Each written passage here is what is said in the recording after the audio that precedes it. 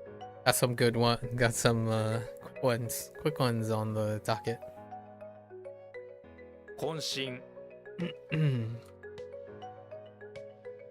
What?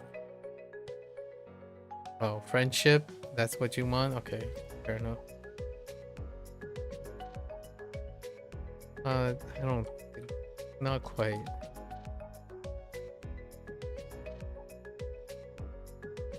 懇談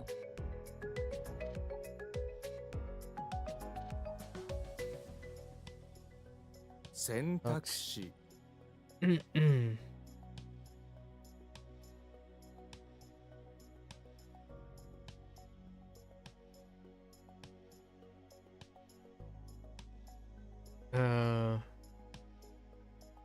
訴求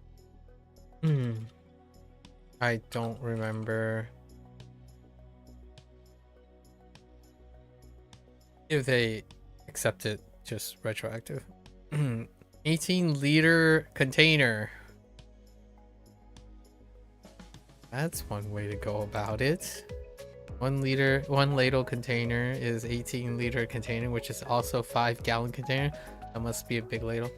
If you live in Japan, you'll probably seen this. They're a rectangular shaped container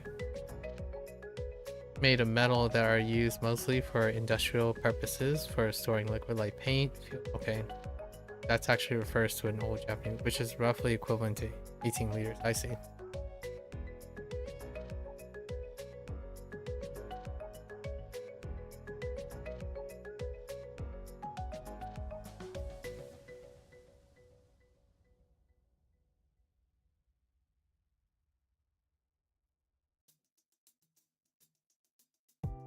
So what? Ichido-kan or Ito-kan? 一斗缶 Ito-kan. Okay. No rendaku either.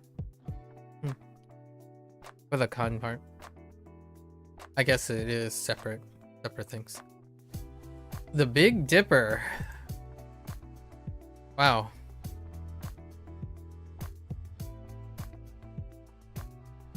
Yeah, it says north. Right, North Ladle includes the North Ladle and then the North Star Ladle with 7 stars, made composed of 7 stars. Cute. What are the chances it's like? No, it's probably like Hokuto, Hokuto,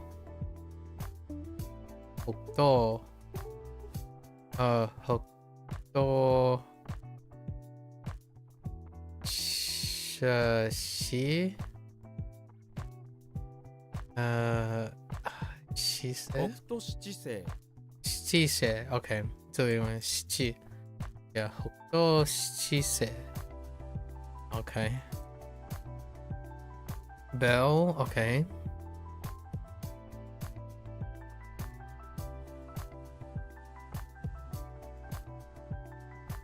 the right hand character carries a lot of sound a lot of times, like most of the time. It could end up being something as simple as rin though. Something made of gold stands in the village. It's about, yeah.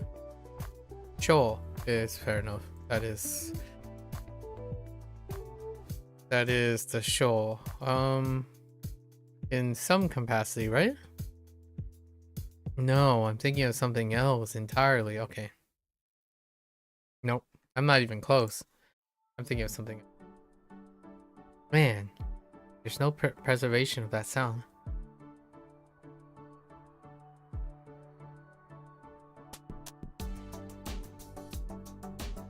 No guns, fine. Tsuru. Okay. Omen. Edge and then wake up, yeah. That'd be an omen, alright. Or luck. Hit relations? Relations is still fine. Either. And what is that combined to be?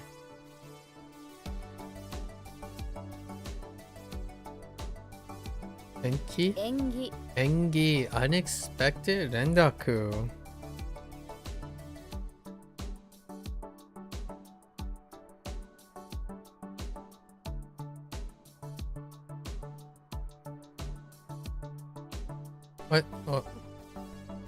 一斗缶 Welcome.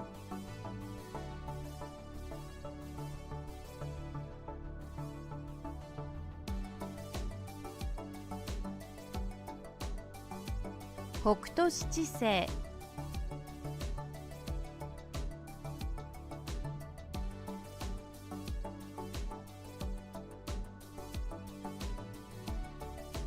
する Oops. 演技 All right. Got a ways to go. I might take a little break in like the halfway point. Stomach.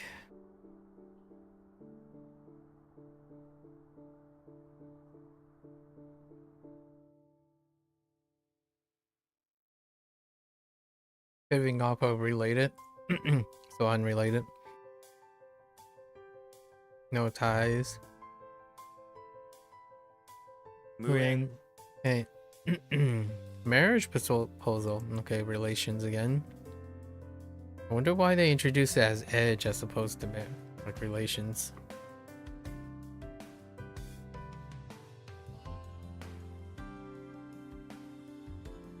Such a weird order.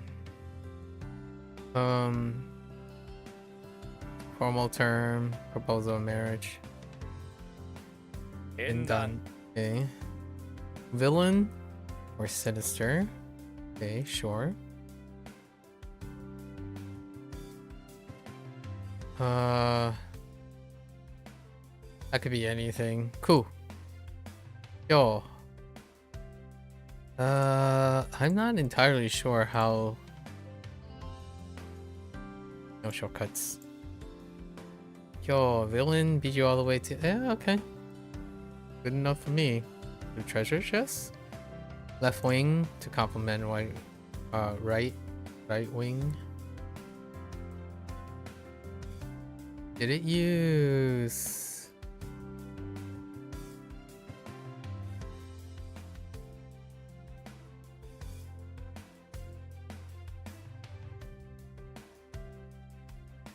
左翼 Sayok. Yeah, saw. And then yoku. Yeah, okay. Fine. Oh no. Yeah, right. So then, if that was Sayoku, then this must be Yuyoku? 右翼 Uyoku. Oh man. Why? Okay. I'm gonna let that fly for now. Wing pun intended. 無縁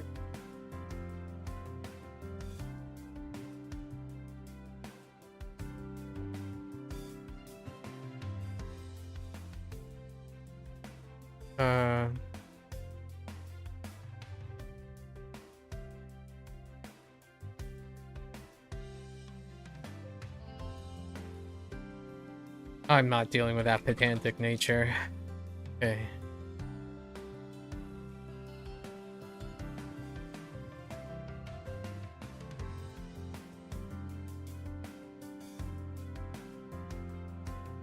Okay. 縁談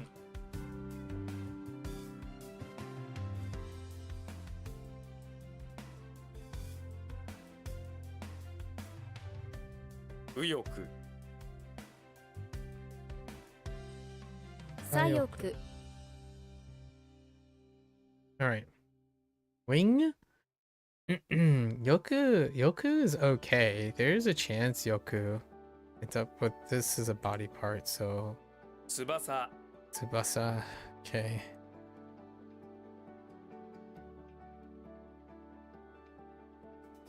I'll actually use Bosu for boss, not Basa.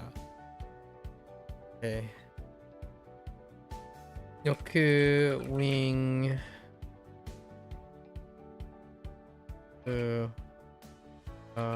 Oh, wait. Tsubasa. Oh, is that the same Tsubasa? Is that what that stands for? Huh. I wonder.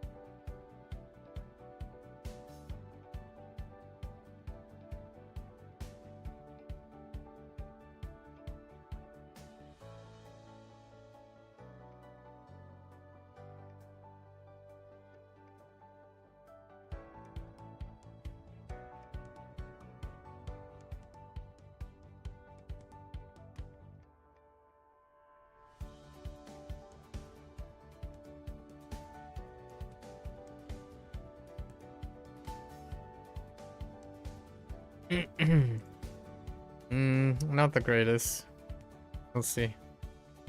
Good Omen. Kitsu is kind of important. What are the chances? 吉 Kichi. Okay, you used the other one. That's fine. Kichi. Very prepared for this. Oh, Kichi. Okay. Lump. Lump it is. Third demon is just a lump. I don't know if demon carried key. It could be key. Okay. Katamari. Oh, that's lump. Okay, yeah, that's pretty quick. I don't think we need something for that. Katamari is Katamari. And I'm talking about Katamari Damacy. Or I guess they would say, oh, that makes sense now. Dama shi.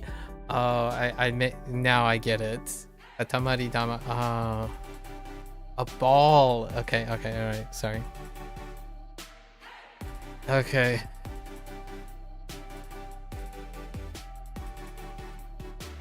Intriguing. I'm thinking of Katamari or Katamari Damacy. The video game series. Okay. Ominous. Not lucky. 不吉 Okay. Endure. That's no nin. What do we got for endure? I'm gonna go with, I don't know. Okobu. 忍ぶ Shinobu.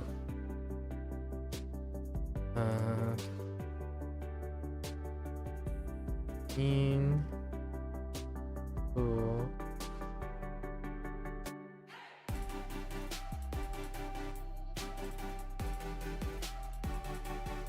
In.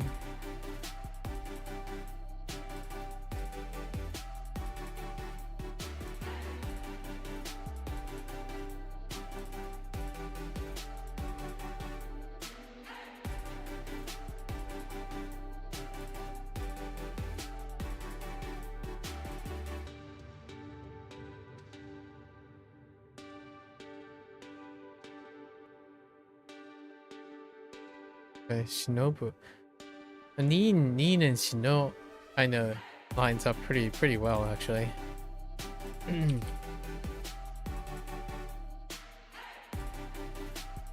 Kichi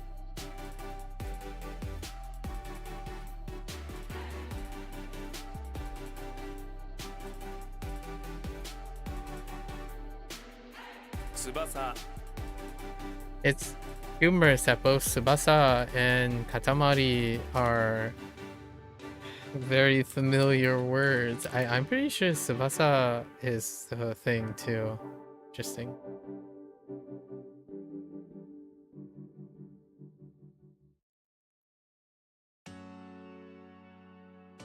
Fukitsu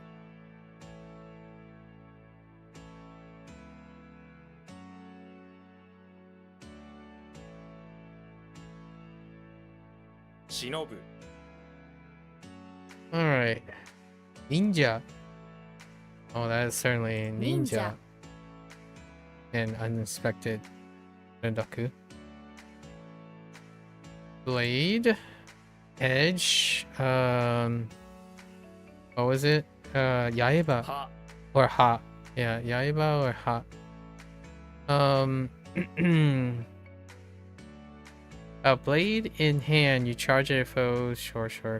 While both reads relate to blade, they have slightly different uses. Ha is used for any cutting tools, edge, or blade or edge, whereas Yaiba is a little old-fashioned, specifically refers to blade of the sword. Okay. Fair enough. Approximate. Oh, hey, we got Goto. I think I don't need something for Goto anymore, because Goto is a functional word. It is a very important functional word. So I think we're gonna go back past Goto, thanks to Bunpro. Edged tool makes sense. Hamono. Hamono. Oh yeah, because it's kun. Right. Hamono. Should have thought about that. So what is this? Haseki. 刃先 Hasaki. Well, not seki. Hasaki. I kind of jumped the gun on there. Okay.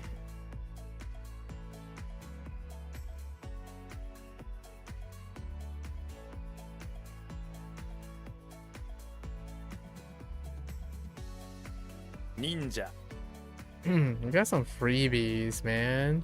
We're gonna use that Yaiba. 刃 Yaiba.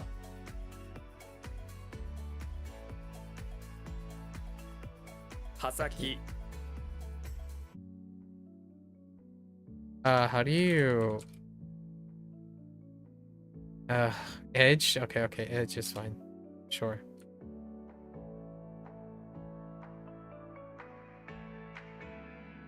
Hamono Okay. Each Momo. Momo. Okay. Right. Ink. Momoiro. Okay. Soul.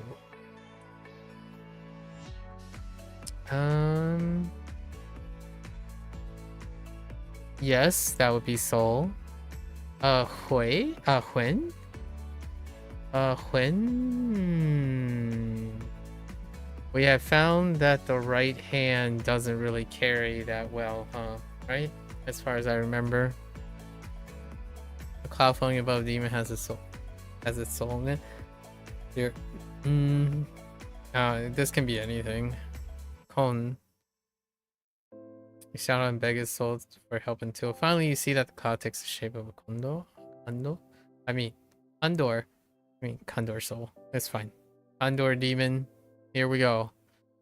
Nazo. Nazo. Nazo. That's fine. Nazo. Nazo. Riddle. There's where the riddle comes in. I was like, what happened to riddle?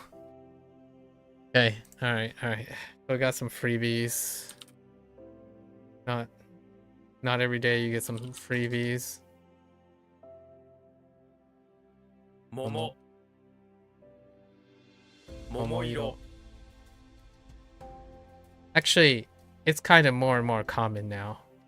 Because we're basically layering on top of all of our existing knowledge. So, Nazo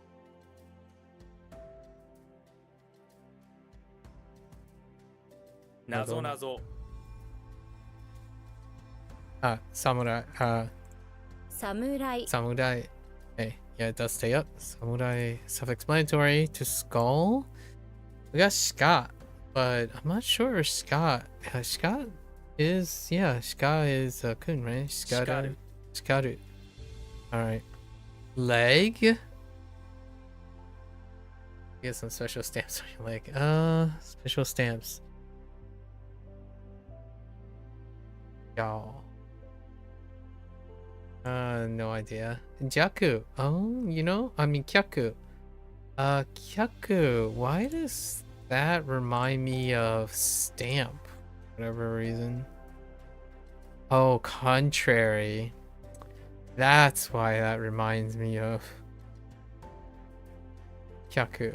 Okay. Interesting. Alright. Leg with the moon. Kyaku. I think we're gonna do contrary for this. Despite it all. I think we can layer that technique.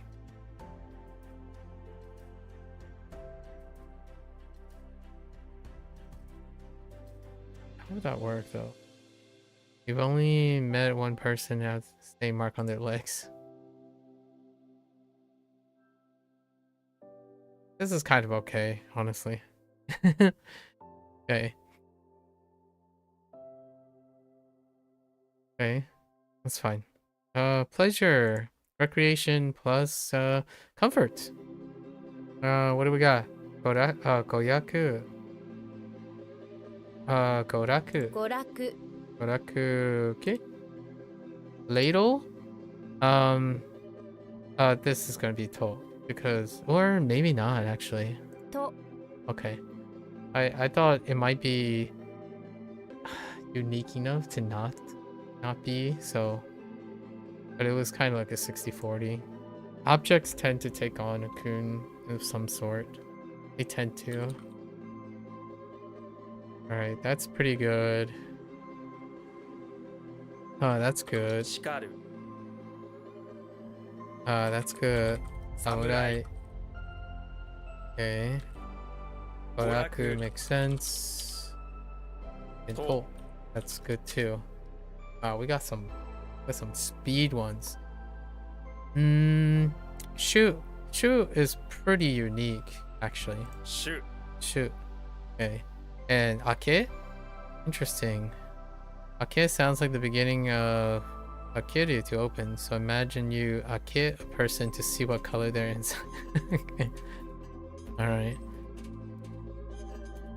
It's mostly read as Shu, but it can also be read as Akid in certain phrases. I guess we'll figure them out. Oh, to cover in blood. I see.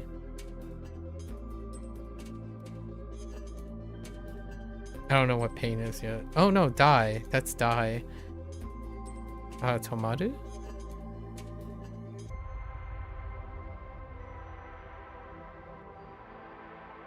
Shimaru.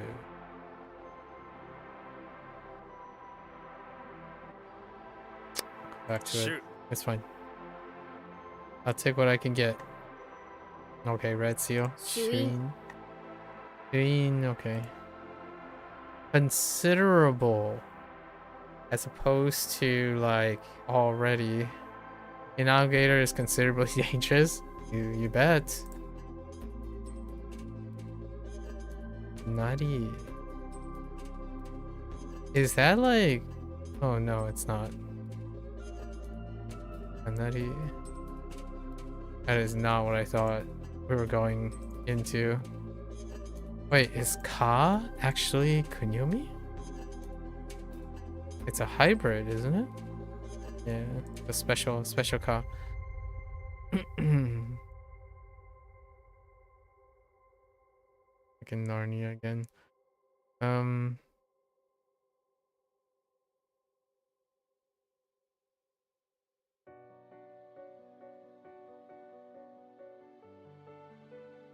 Well,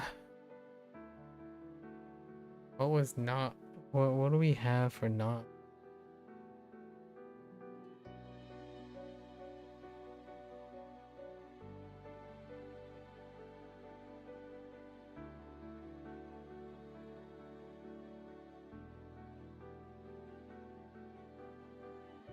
I have no idea what I use for not.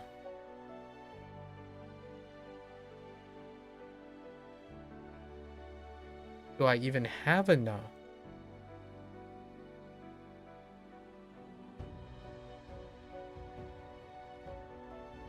Oh, that is not the right shortcut.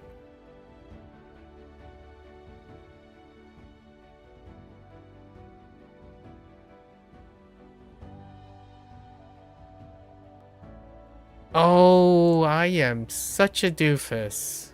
Nachos.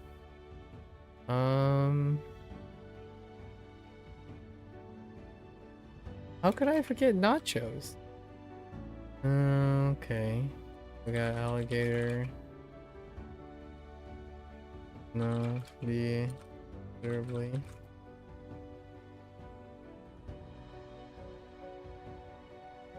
Alligator is considerably dangerous if in the right like you sign or become. Yeah, that's a good one. I was thinking of that too. It sounds like become. This could be a kunyomi, but Q is fine. 丘 Nope, no dice.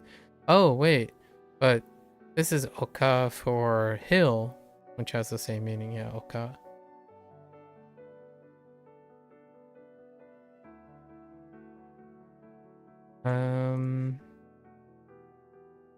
I do want to look at Oka for a moment.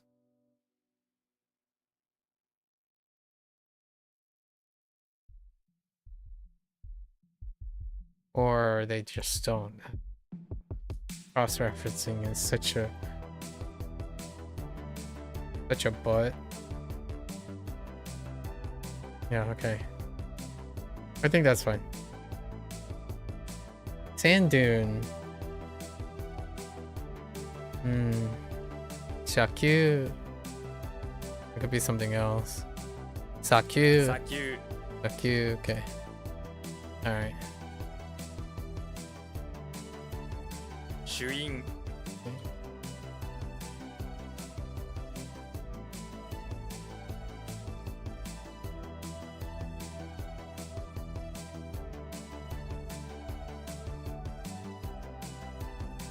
種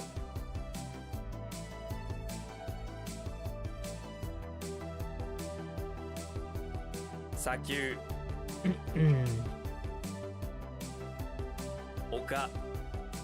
Okay.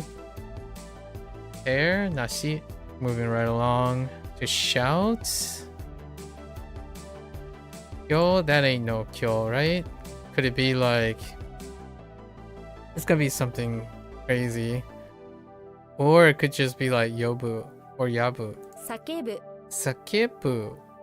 Man. The sake works actually.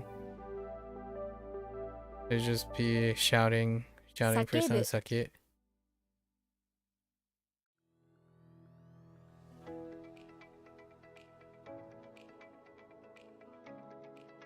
I think that's okay. Sake in sake occurs quite vigorously enough.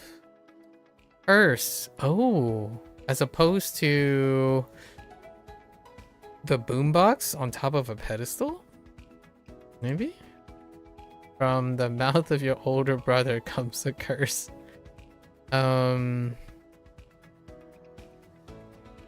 Shu.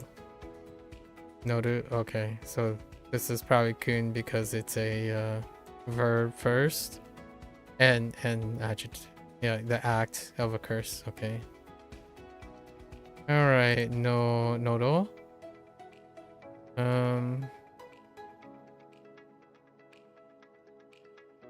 Mouth. Older brother. No. Curse. Out of the mouth. Older brother. Curse you for eating all the no. Thorough. Okay. Noro. Alright, cool. Exclamation. Wow. They went with an extreme extinction. So I'm guessing shortening. Zekkyo. Ne? 絶叫 Zekkyo. Kami. 紙 Alright. Okay. Hmm. 叫ぶ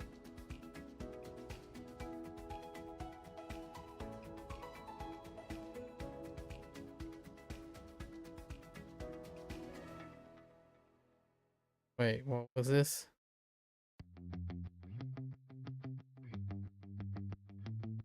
Nashi. Whoa.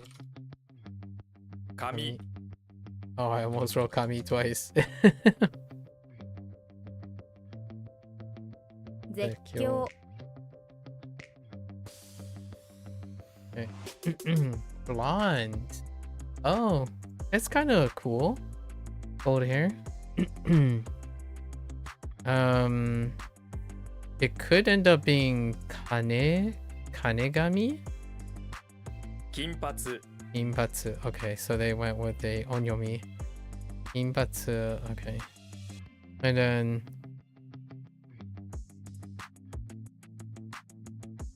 it does change, but I don't have the read on Hatsu yet either. Okay, so they kept the keen.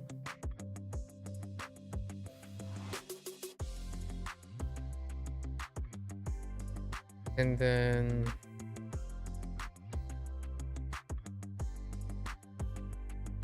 hair is on katsu. We're gonna do ha katsu.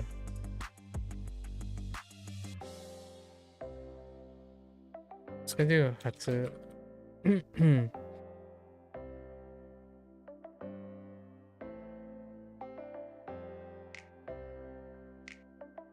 Why do I think I've seen Hatsu before?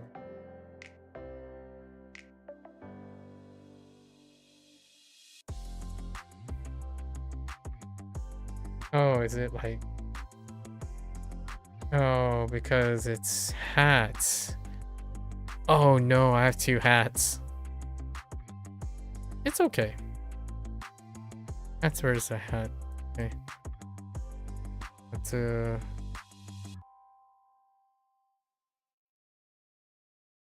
I think we're gonna play on the stereotype here.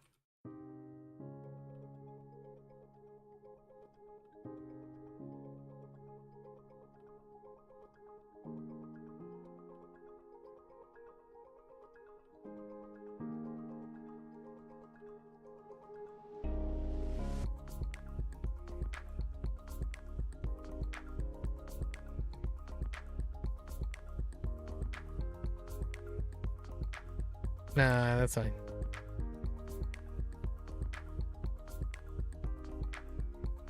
Yeah, that's pretty good. Alright. Oh, Kinpatsu. Okay. Wow, okay. Kaminoke. 髪の毛 Kaminoke. Alright, Miss.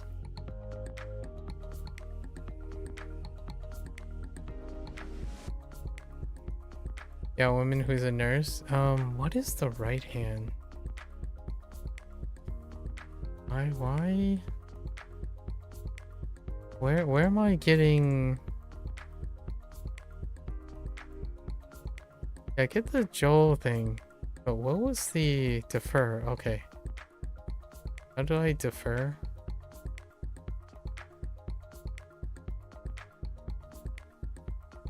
Oil brew.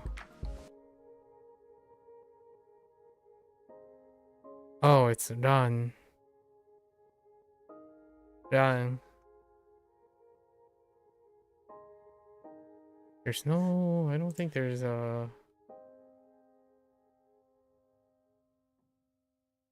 Oh, no, there's a dang for...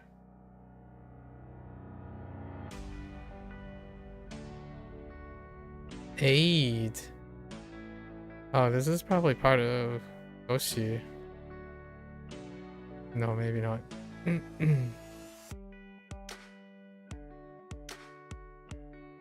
Nope. I got nothing here. Nothing with hands, do I? With female? Interesting. Novel. Woman who's a nurse should be called Miss Jo. Okay, it's fine. Miss Jo, as opposed to Joanne. Okay, it's fine. Hairstyle. Okay. Is that K or Te? Ke? Oh no. Do we stick with what did we just get? Atsu? 髪型 Kamigata. Okay. Kamigata is fine. I'm okay with that. Kamigata and Kitsune. Alright.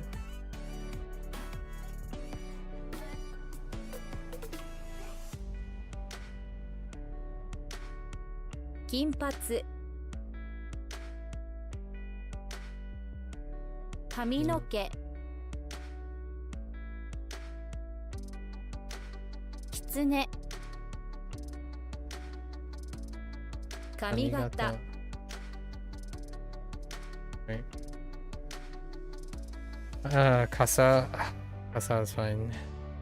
Cannon? Yeah, okay. Taiho. Taiho is fine.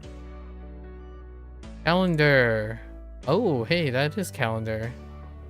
What are the chances this is the Reki? Oh wait, this is Reki as in Rekishi. Yeah, Rekishi. My bad. Yeah, that makes sense. Cool. The trees and the sun shining on them.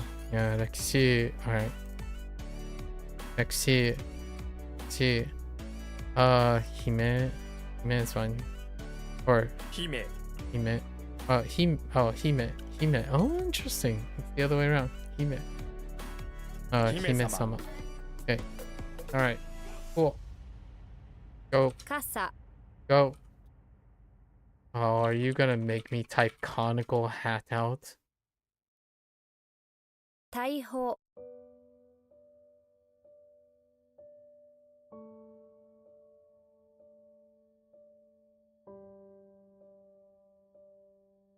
姫様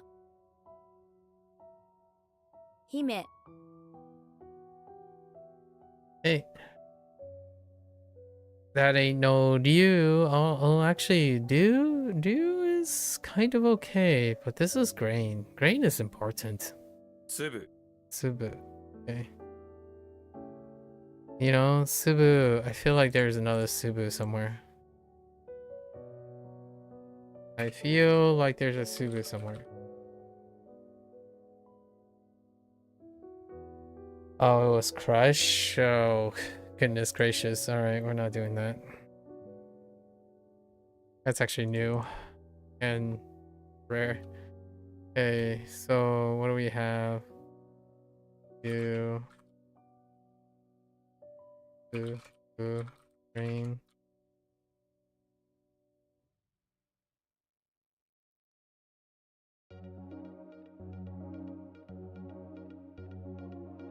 Okay. Cebu. Particle. A grain child. And or atomic particle. Lucy. Okay. Cloud. Okay. Kumo. That's fine. Alright, Kumo. Makes sense. Now, actually, let me take a look at Kumo again.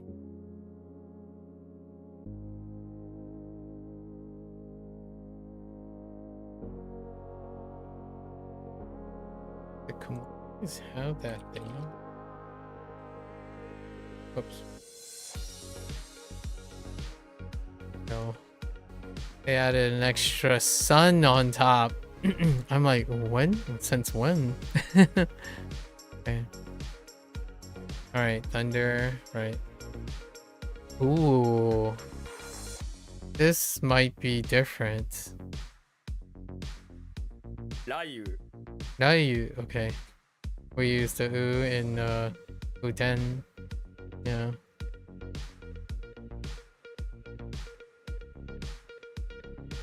Now you okay.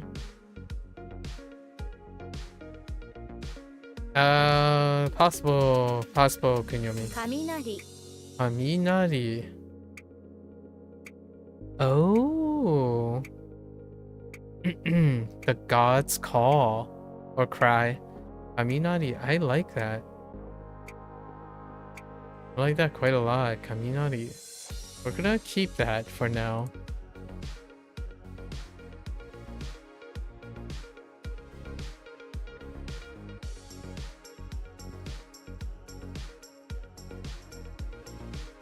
Tsubu Ooh. 粒子雷雨 雷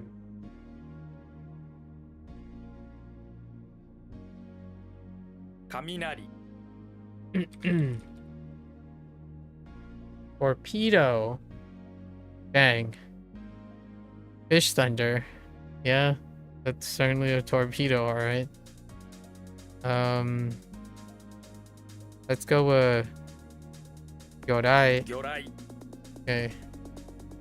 Sprouts? Meh. 目 Okay. Stare.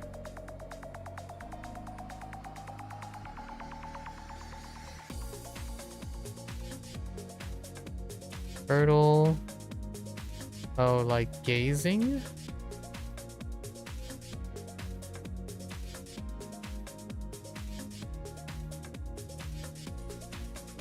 Or look into the distance. Oh, Tiao. Dang, that's a new. Okay, stare. Interesting. When your eye catches a omen, it's only natural that you will stare at it. Fair enough. Cho. Okay. Cho it is. You stare at the omen, you see this is Cho. Yeah. Tower? Pagoda. Tell me it. Tell me it's pagoda. 塔 Just kidding. Toe. Yeah, toe is fine. Imagine. Control tower. Yeah, makes sense. There's also a lighthouse. I wonder if they cover lighthouse or something.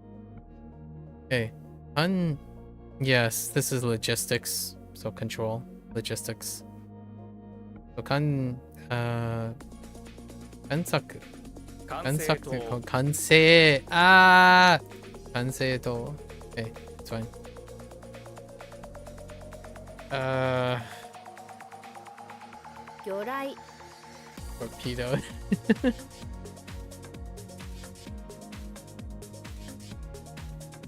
目 Eh, と oh, 完成と Okay. Hour of Babel.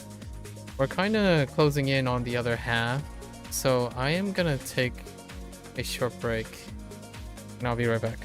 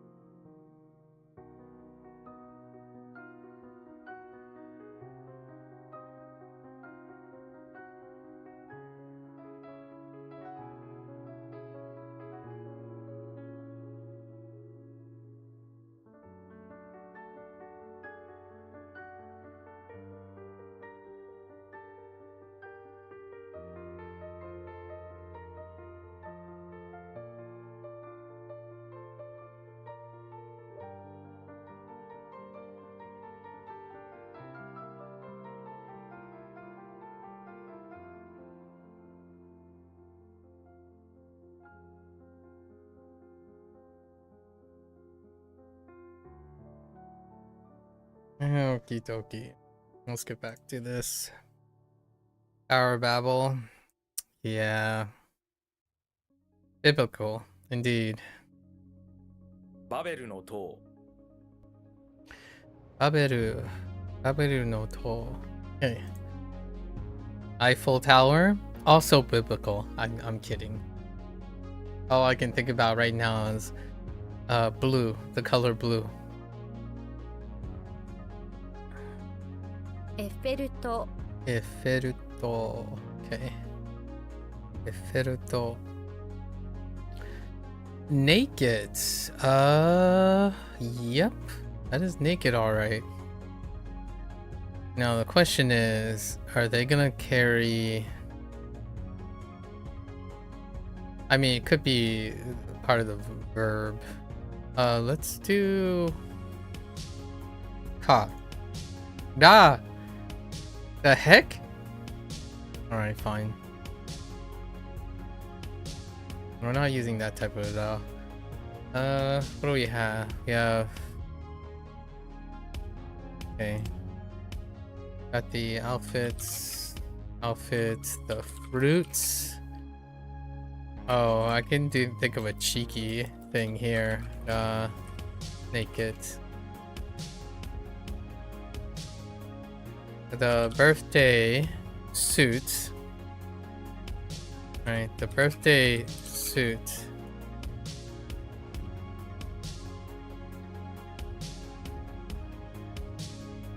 Just being naked in the with your fruits.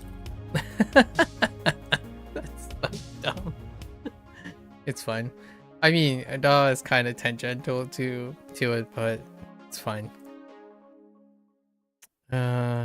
Oh, hey, the sun. Is this gonna hold on soon? すん Wow. Wow. That is very... I wonder if that's a coincidence or not. Like if there's a deeper level of soon. Okay. Measurement and then method of measurement. Soon hole. Oh, pole. Okay, pole. Alright. Oh, because of yeah, soon pole. Need to consider that. Alright.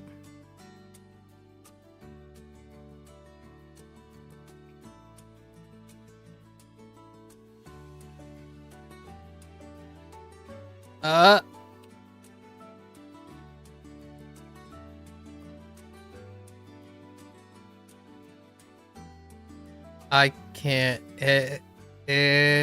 Oh, wait. It's. Oh, you have to type.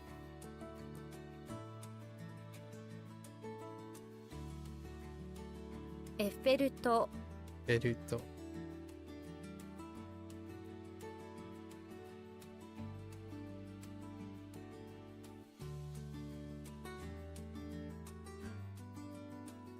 "バベルの塔 Baberu no to.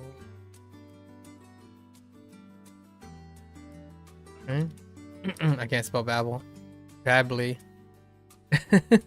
It's still babble technically, but it's EL, not LE. Okay.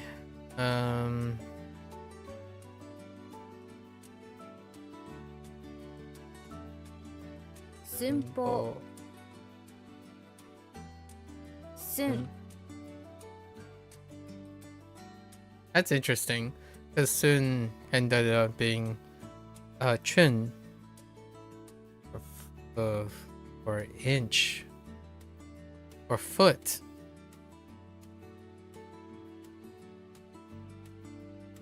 Inch. Yeah.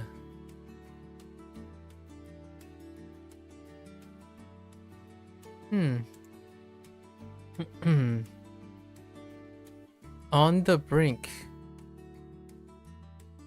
or on the edge, verge, just before. I got you.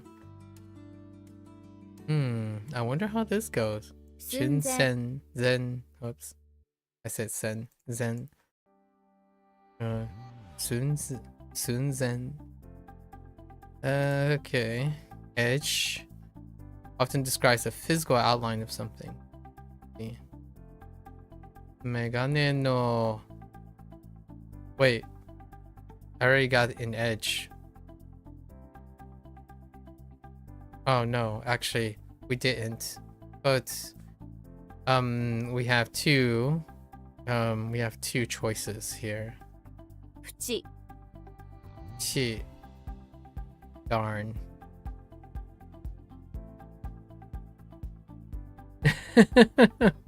Darn.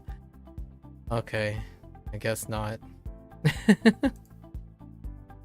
Chi. Oh, actually, they used the two that I would use. So the edge of cheese is what we call the fuchis. Because no one wants that. 縁 What was the N? That's fine. That's fine. Okay. That's okay. Oh, peak. Yeah.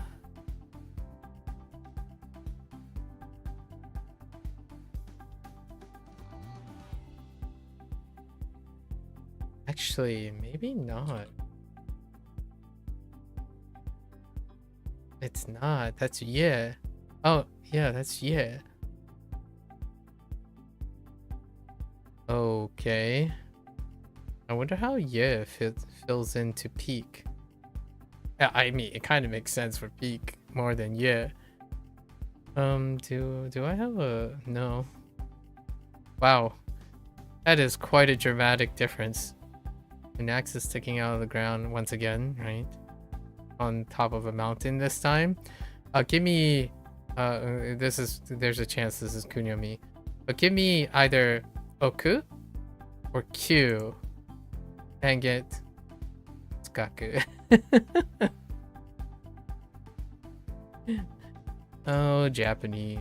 What are we gonna do with you, Japanese? What are we going to do with you? Man, okay.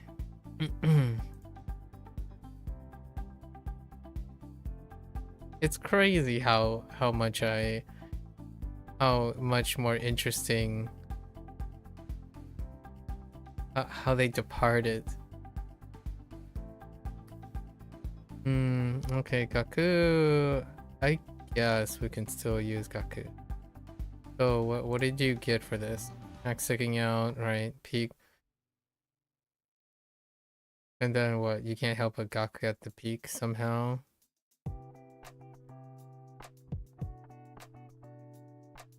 Alright, kind of like sword in the stone situation. I can do that. Thunderbolt. Rakugeki. Rakurai. Rakurai. Oh yeah, Rakurai. Oh, I wonder how Raigeki worked then. Oh wait, I kind of understand. Yeah, it's fine.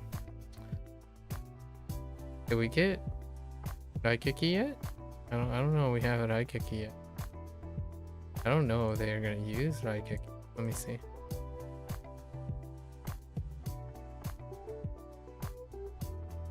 Oh no, wait. Did we already? No, we didn't. And we're not gonna get it. Okay. A thunder strike or a thunder attack. Thunder that falls. Yeah, thunderbolt. Rakurai. Rakurai. Okay. What do we got? A part. A counter. Or one wing, it's just a part. This word usually comes up in the phrase. No.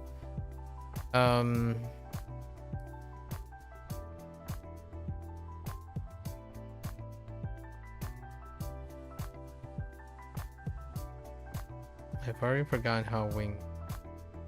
一翼 Yoku. Okay.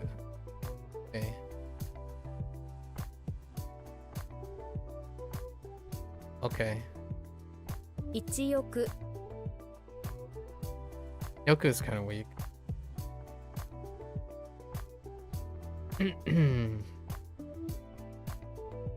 Sunzen. Then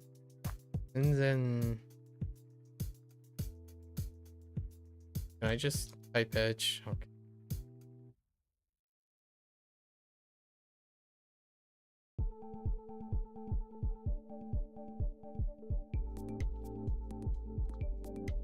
I was gonna type summit.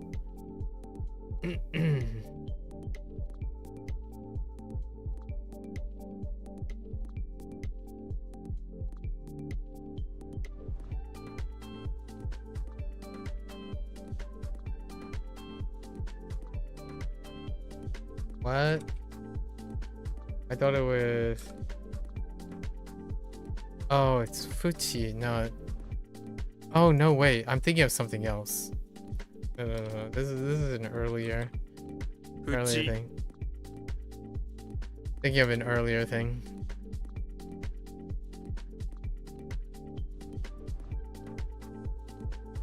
Rakurai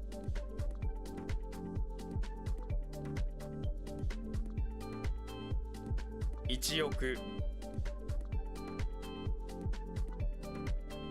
Both wings, okay. 両翼。 Yodoku. Greetings. Yep. And I still don't understand the whole push open thing. Welcoming and drawing close is fine too. Maybe like pushing open the door. Or pushing through boundaries to welcome someone.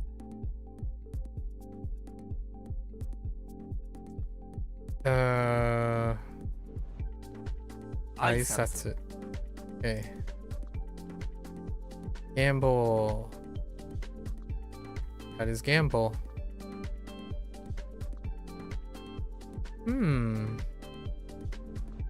Selfish on someone, yep. Hoping to pull your selfish on someone. Gamble.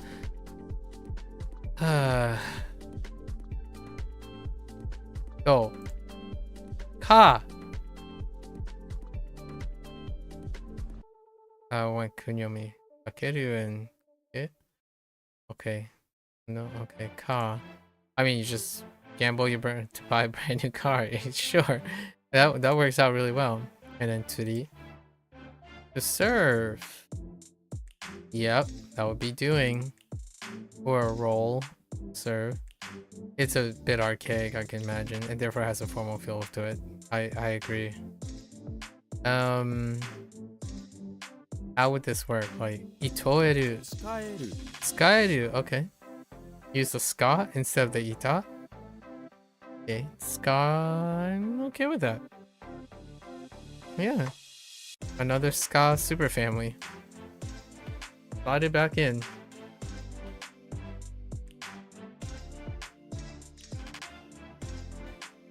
Ah.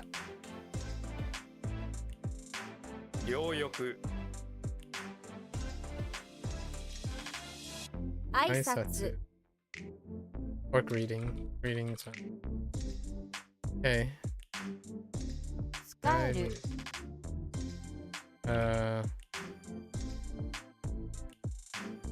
釣り Alright.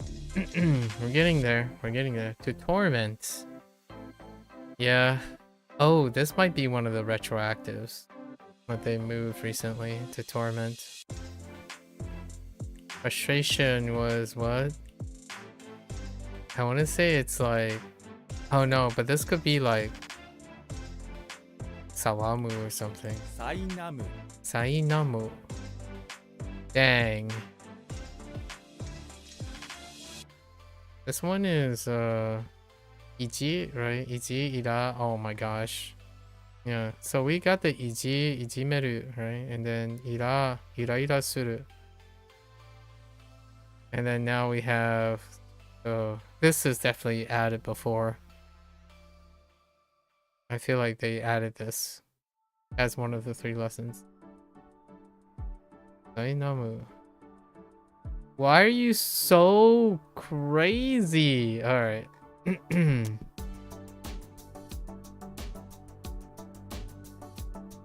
Okay, alright. We're gonna have to do something. Whoops. Wrong tab. Alright. サイナム Sainamu. Alright.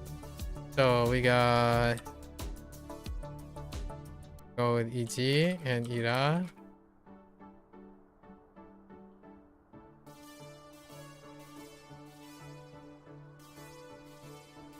Just type in Ira. So bully, Ira, and then who? Dai na the torment. Okay, we got this. E.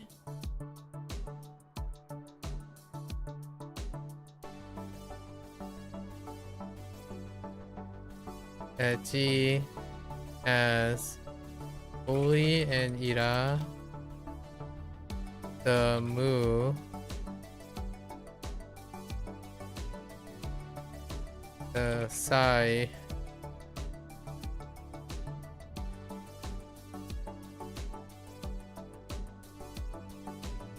With Na. Oh my gosh, that's awful. It's fine. Annoy the Mu with Sai.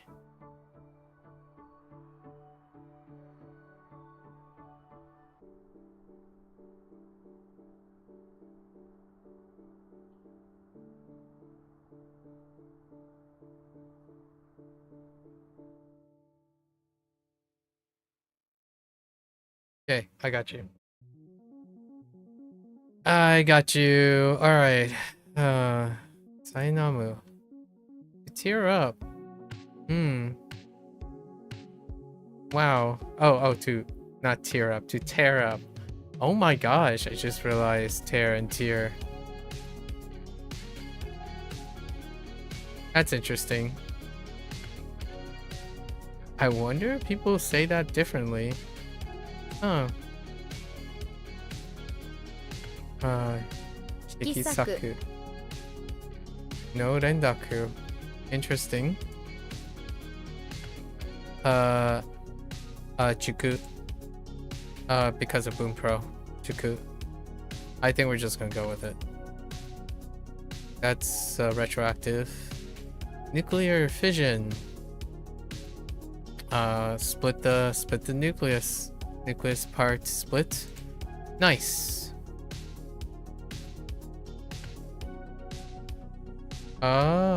Cardiokinesis. Nice. Okay, what do we got? So Sobun? Sofun? Sobun? Sobunetsu? 核分裂 Kakubun. Oh. Kaku, right. Kakubun nets. Not so. Kakubun nets. Although, I was going off so 核分裂 because of the nucleus. But not different nucleus. I was thinking of element. Element, so. 核分裂 Boon nets. Okay. Alright.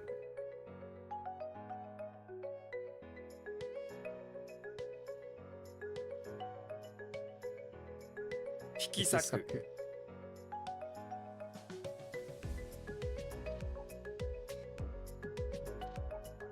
サイナム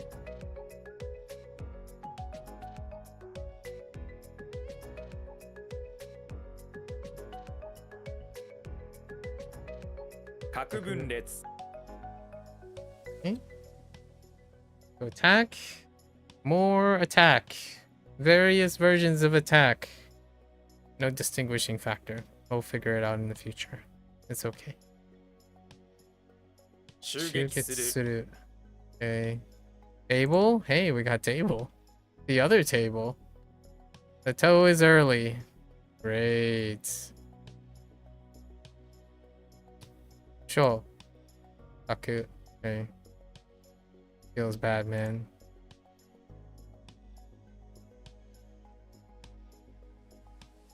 Taku is very not that Taku. We're using tack instead of Taku. Although Taku, yo, switching from tack to Taku talking. Talk is not that bad.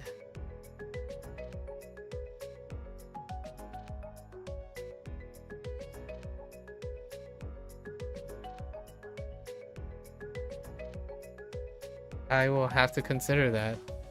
That's not bad. I like it. What do we got here? Long distance chatting. Just very long distance, actually. Just distant, far distance. Yeah, far distance. So, what are the chances that they're... what about Kyoku?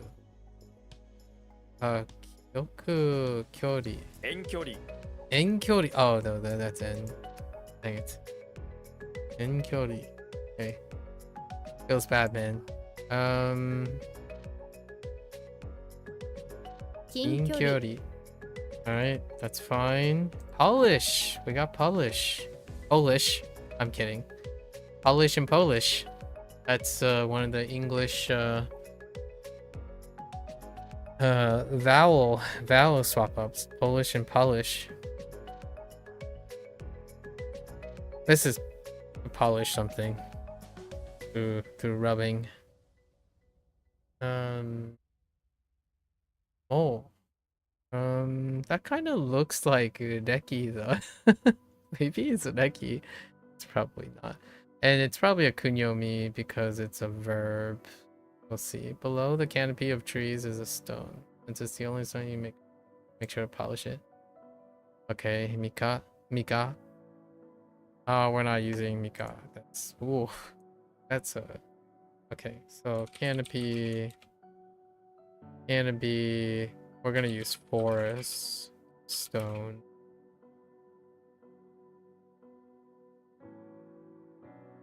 Mika.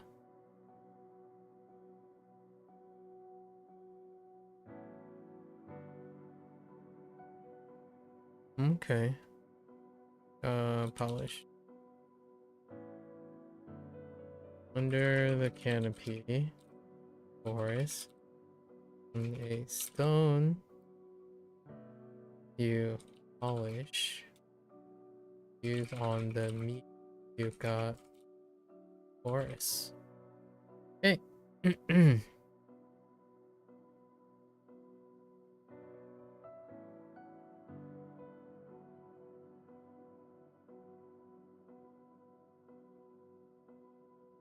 Okay, Mika short. Okay. Whoops, my G didn't register. 襲撃する Fix.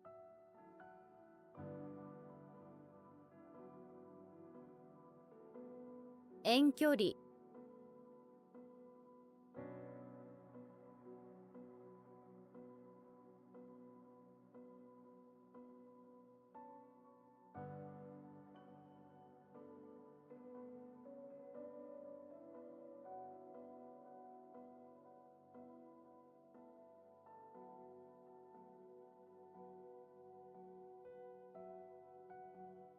近距離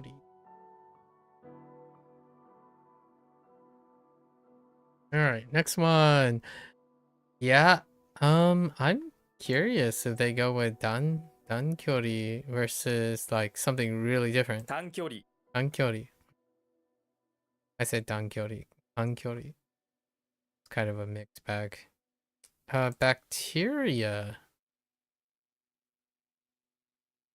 Okay.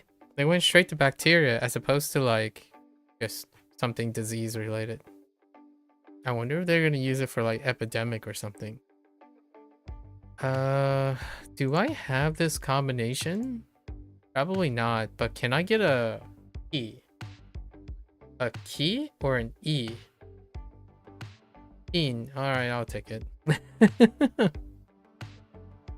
Hang on. Is there a keen outside of that one? I imagine this character is gonna come up again with the thing in the middle. No, it doesn't. Interesting. They don't use the.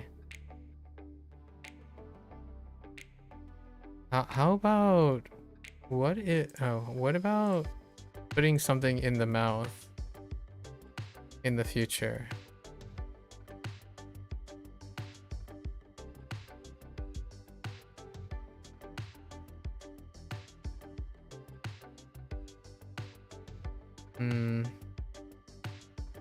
At least not here. Obviously it's not exhaustive, but all right. When you have grains in your mouth for a long time, they'll turn into flowers of bacteria. That's a interesting way to look at it. That is certainly how that works. And there's a lot of this bacteria in the kings of England's mouth. Oh, okay. Do we have? No, we do not. We do not have an epidemic. Okay, all right. All right. Entry in registry. I got you. Okay, and then this is like probably truncated, like flattened, or like concatenated or shortened. 入籍 Nuseki. Simultaneous, right? So simultaneously now because the act of doing it all at once. Okay. 一斉に Okay. Shade.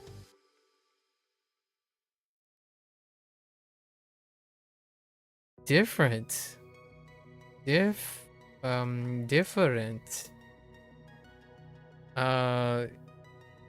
Slightly different. So instead of going for negative, and then they don't use the shade. Interesting. The building now has a cloud over it, creating a shade. That's pretty good. That's quite good. It even incorporates the now. In. Yeah, it's in. This is in. Anything that lines up with in ends up ining. There's shadow, yeah, kage. Oh, yeah, kage. So both the shadows end up being kage. Okay. I wonder if this is the kage. Fumi, yeah, inki.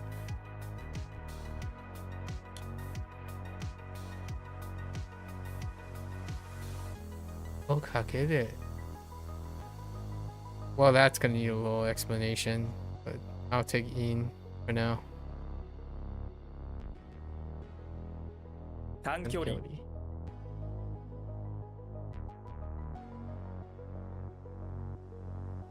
入籍 Okay.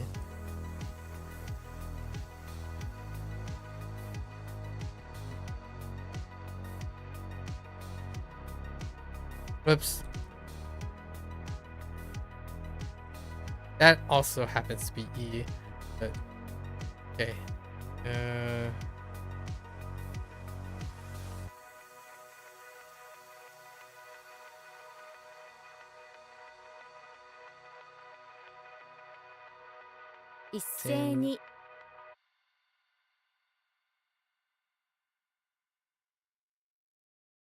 Oh, this feels great. Honestly, I wouldn't mind just learning more. I gotta pace myself because remembering this stuff is a whole different task in itself. But this has been pretty nice near the end. My character studies are kind of pretty massive now. It feels like there's rarely a moment where I feel like I'm at a complete lost in things. To be destroyed, yeah, that is to be destroyed. All right, Bidu.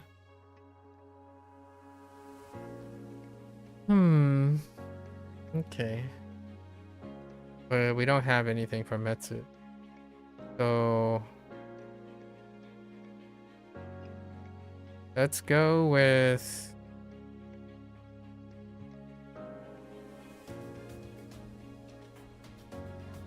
Hoko. 滅びる Oh, Horo. Horo. Another Horo. This is the second time Horo's come up. Alright, so we got... Gonna do Mitsu. I'm okay with Biru. Although, I'm not gonna use beer. I'm gonna actually use building. Although Biru is kind of good for beer as well. Like, if we are keeping the standard mnemonic construction that I'm using. But my inclination is that I'm just going to be thinking about building and not beer. Okay, so Horo.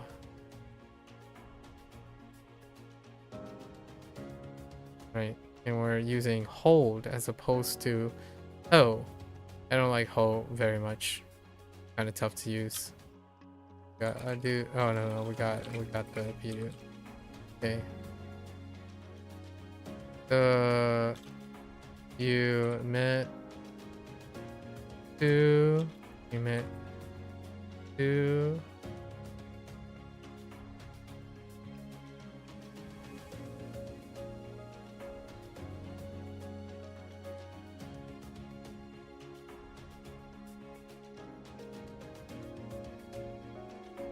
people. Just two Biru works. Mitsu Biru be destroyed.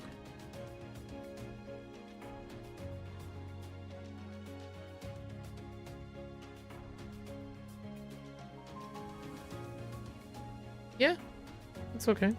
Orobiru. Okay, what do we got? We got Ghost? Intriguing. That is definitely new. Ghost with rain and 2 spikes. I don't think that's novel.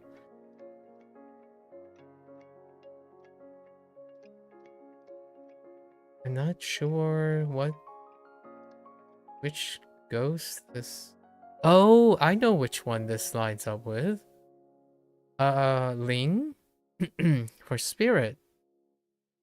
Oh, so that's what they changed for the bottom.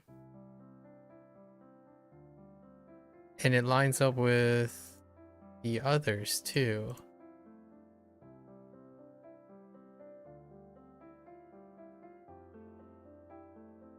Does it? No, just kidding, it doesn't. So they really strayed away from the triple boombox thing. Okay. Coming down with rain is 2 spikes, yikes. They go right through 2 ghosts. Ghost Batman. Or now 2 ghosts. Re.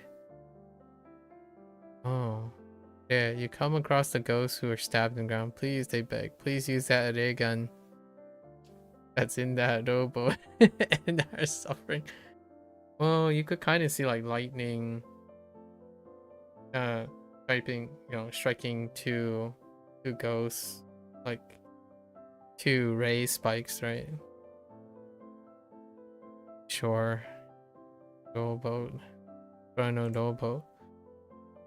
Yep, okay. Akuro. Rekan. Is that used in a similar way? What do we got? Oh yeah, inspiration for sure. Lingan.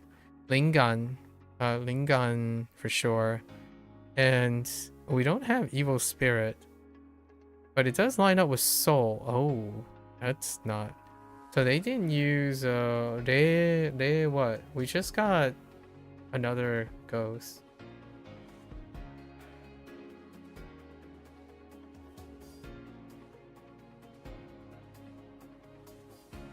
I don't remember what it is. Well, it'll come to me when we're lapping around. We got 2 ghosts. The one that lines up with Hun.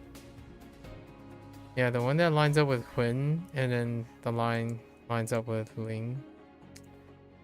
Okay. And row. Maybe shoot the ghost that's on the rowboat. I think the whoops. Alright, I need to look at the rest. You let someone stay over. That's fair? Is this still toll? 止める Omeru, okay.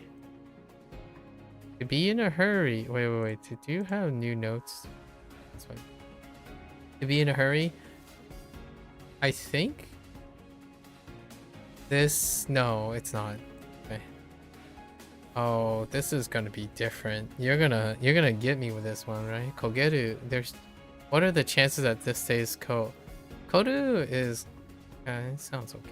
焦る I was about to say, yeah, heckin' butthead. Alright, it's fine. So we got Kogeru and Kogaru to get burned and to burn something. But this is a do verb, so typically they change it up. Just, what are we, so we're gonna do with sho. We link it back to sho. So do. Throw in some char. Ase actually works. Ase for sweats. Ase. Okay, Ase.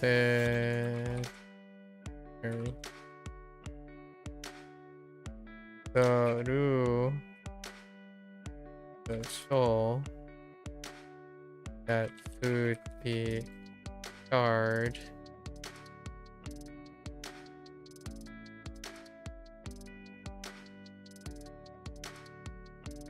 Precisely.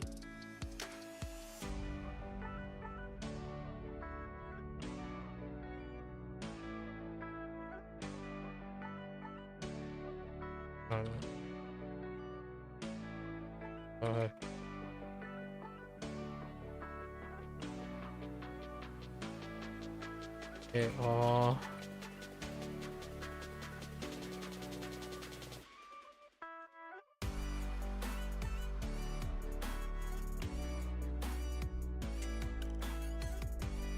Okay. City, okay. Fair enough. Damp. With spikes. Damn. Moisten? That's pretty close. Not close. Oh no, it is. Which one? It's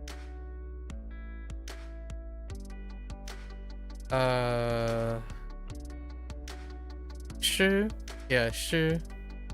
Oh, they don't like the cocoon burner either. Shi or wet. Let's confirm. What would you get? I mean, if it's she, that would be kind of convenient. I don't know what this combination would show up. There is the bottom thing, the spikes. After the tsunami, the sun comes out again and shines on these spikes. They were super wet. Damn. Okay. Shitsu. Yeah. Shitsu would be. Yep. Okay. Hang on. We should get moisture somehow. Oh, they use ki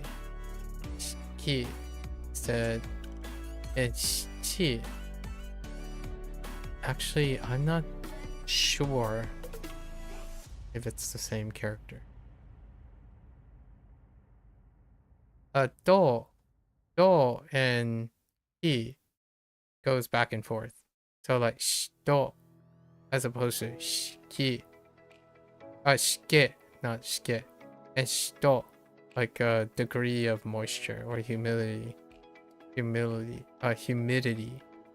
And then shi. Yeah, that's wetlands. Interesting. As opposed to like a double damp. I don't know if I have another one. Okay. She, as you're looking at the damn spikes, she prances over. Okay. Spikes. I'm not sure how well spikes hold up. Okay.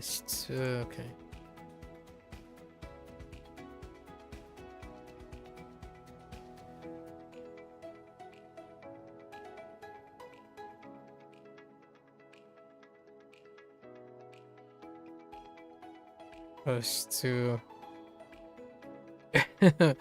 falls and almost encounters a untimely demise on the damp spikes. Okay. How did this? Okay, we have door. Okay.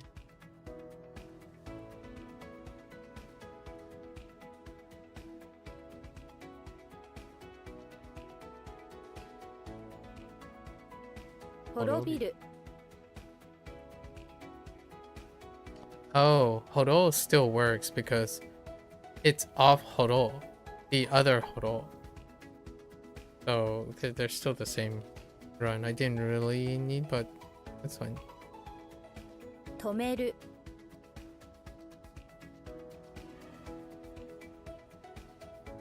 Fine.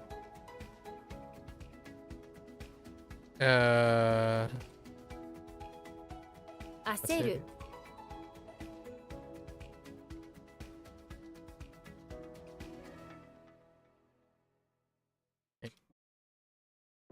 Menu. Formal? This word doesn't mean physical, it refers to a meal plan. Yeah, fair enough. And means a sequence of single meals. Oh, okay. Can I capture that? Not really, not in the menu, but we'll keep in mind. It feels like a position. an offered position. Oh, meal plan. Okay. Yeah, what is that? Kenritsu. 献立 Ondate. Holy moly. Alright, it's fine. So it's off of Tatsu. Okay. So double interesting.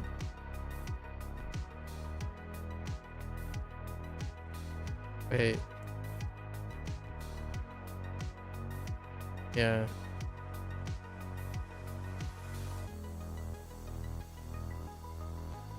Or date from stand, yes. Just it gets swallowed. The te gets swallowed. Hang. 献立 Ondate. This one's rough. So we have Ken offer.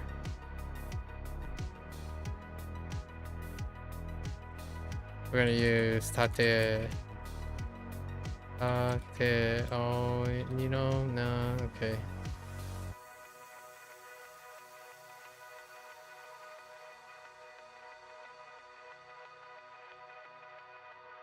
We're gonna use Uritsu. Let's use Uritsu. 献立 And then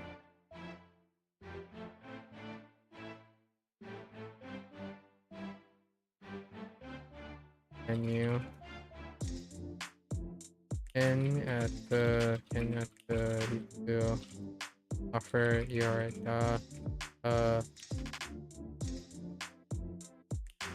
and we're gonna use meal plan. Okay.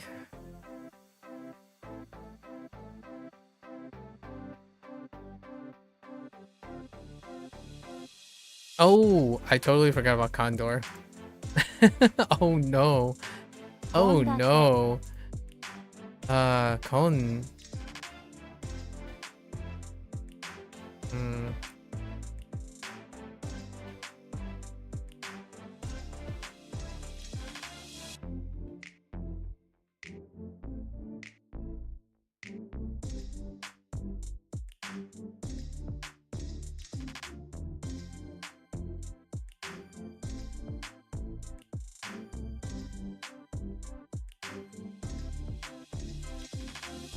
We're gonna make it a little bit. Okay. Easy. Alright. Earnings. Earnings. We got some grain. We got the house. Reflects on your earning. Crops. This is crops. Jia. What are the chances this is like some sort of taku ka? Give me ka. Ka for 3,000. Nice. Alright. That's fine. Earnings, see if they have a car. We're good. Abolition. Yep. Obsolete and extinction put together. Is this like the opposite? Was there a Z? I don't know. I'm not sure if there was a Z. Z like Zetsuhai or something. 排泄 Aizetsu. Yeah, I mean this is fine. I don't know if the reverse was available.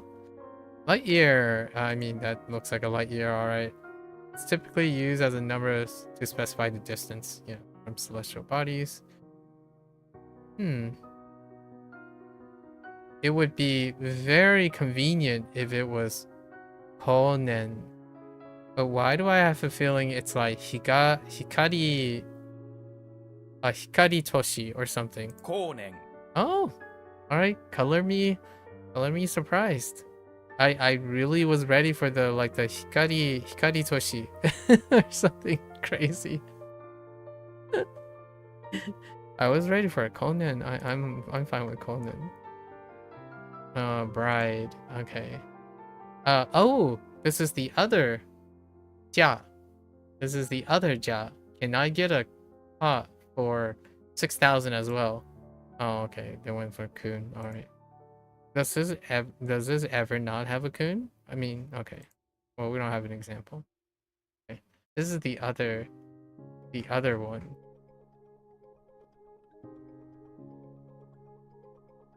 Yeah, so we got the double ja, but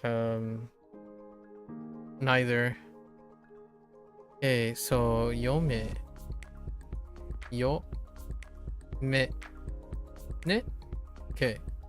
Oh, me for maid. I almost want to put May for maid. May as instead of using May, the month of May.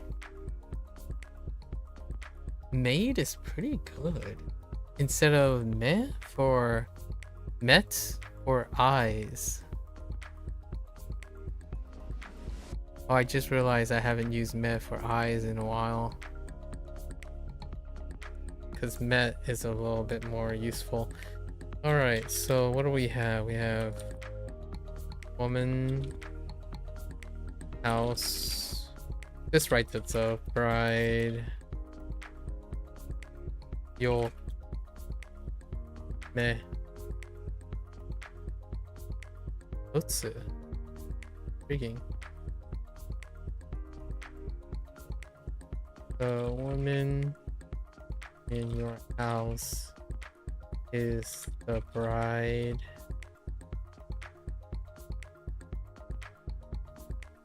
You met.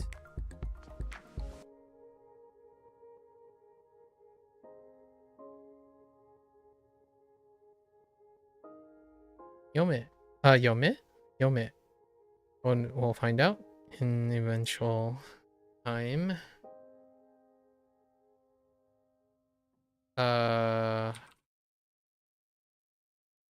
Kondate. Man, that is weird. Oops, that's not it. This. 排泄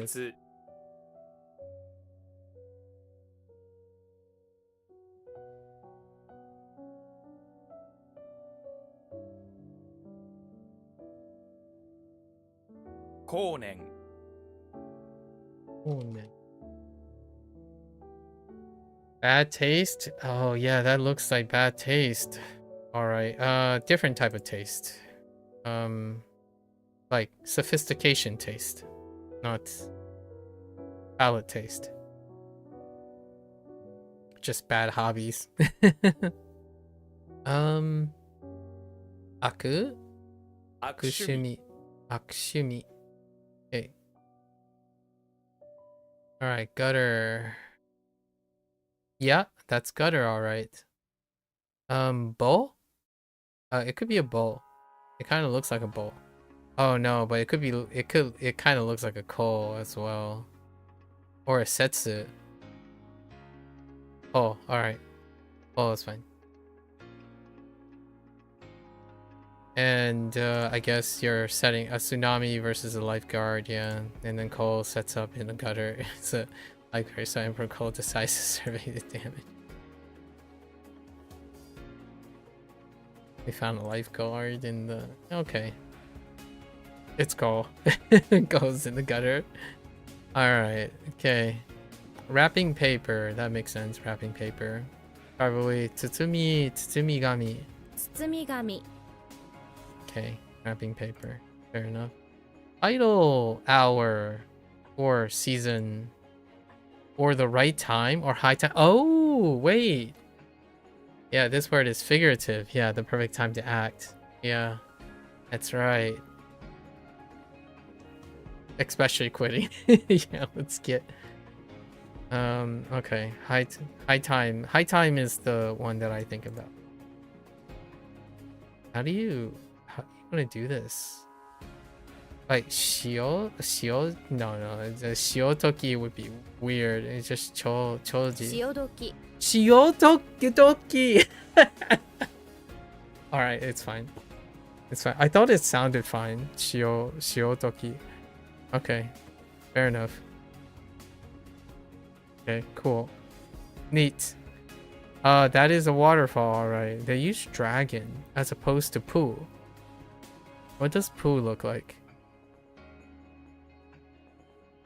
Oh, pool. Okay. A tsunami in the shape of a dragon is most definitely a flying waterfall for sure. There's definitely like a tsunami and a dragon put together. You got a gigantic waterfall. Okay. What are the chances it's still due? It's not, but it's fine. Taki. I feel like I've used Taki before. Are all of these Taki? It looks like they're all Taki. Interesting. Nichi no Taki. Oh, Nachi no Taki. Taki. Alright, so what? We got the Nami, dragon, Taki, waterfall. How can you not be having fun? Like, after a while, all this stuff just gets better, you know? It's crazy. Oh, is this the same Taki for like all the characters named Taki? Like Taki from, hold up. Now I'm kind of curious. Soul Calibur. Taki. Hanji. No, it's not. Oh, it's cute though. It's cute. I'm thinking of the Koichi from Soul Calibur because I specifically remember she's Japanese. No, it's Taki for ta, like a lot, and then ki, joy, lots of joy, Taki. Or just written Taki, but fine. That's cute. That's a cute name. I was curious if Taki was the waterfall. Waterfall would be a cool name. It has a lot of, like, waterfall has a lot of symbolism. Like, I see things different. I don't know if people are as sentimental as me, but a waterfall is something that you have highs, right? You have highs, but it's not necessarily the power of your heights, but the velocity in which you fall. Like waterfalls are powerful because of coming from stored kinetic energy. So I kind of like the waterfall thing, and you can kind of picture an image of someone meditating under the waterfall, right? The waterfall is a really awesome name. Taki would be a great nickname. Stored potential and explosive when it's released. Waterfall. Okay, anyways. And also it's kind of cool that the character carries water and dragon in Japanese. So that's really cool too. Oh man. I'm thinking, I'm like really my brain is steaming with a lot of fun little things to draw, maybe for this year's Inktober or something. Yeah, a dragon with water, a water dragon to illustrate a waterfall, a taki. Cute. All right, so how do we do this though? We have taco and ki. Okay. How do we combine Nami saying the Nami? Or we can just write Ryu. We can just go straight up to Ryu instead. Yeah, you know what? We're just gonna use Ryu.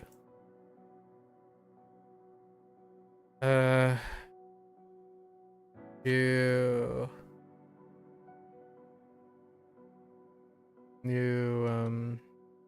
find a waterfall.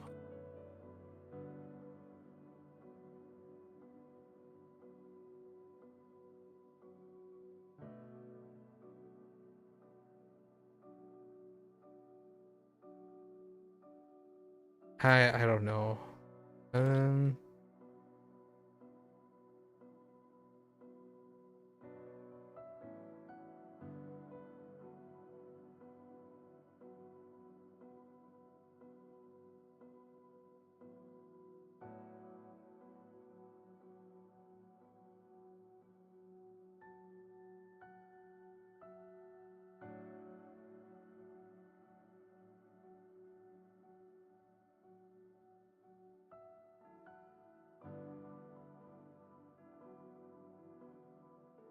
Sure.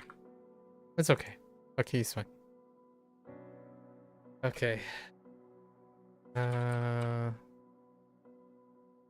み紙 Okay.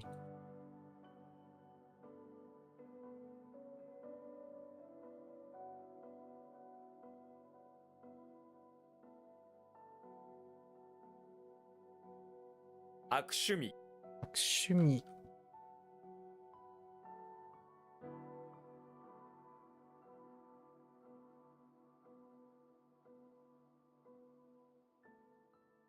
How we go about this? 塩時 潮時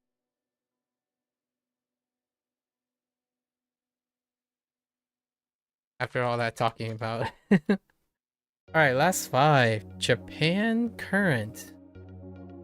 Black tie, Japan current. Maybe this is possibly talking about the ocean current?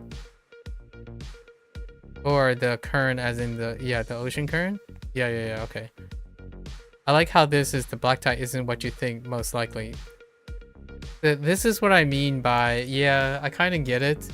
Like, Bunpro does this too, and so does a lot of other people. It's like, oh, it's not exactly what you're thinking. It's like, I kind of get it. I kind of get what they mean. But the moment I heard Japan current, I immediately thought it's a water current. So it's like, isn't what you think most likely. But that's because I would imagine it's probably safe to say that most people don't think of ocean currents. But I feel Bunpro is very similar. When you're reading a grammar rule, it's like, yeah, this is probably not what you think, or this is probably a little counterintuitive. Like, usually it's not. Not because I use this line of thought. It's usually you would think about a lot more things. You know, not single tracked mind, right? Try not to be a single track mind. I think to me that's why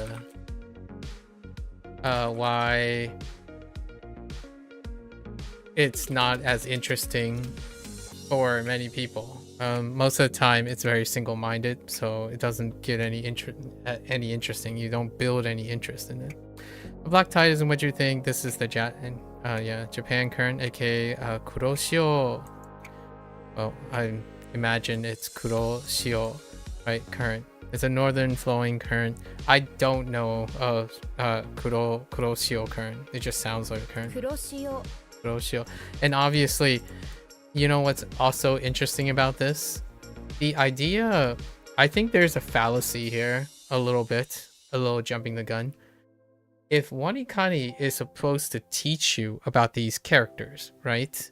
And you see these characters, the odds are you're supposed to think of a current, right? Like the idea is you're combining black and you're combining a tide.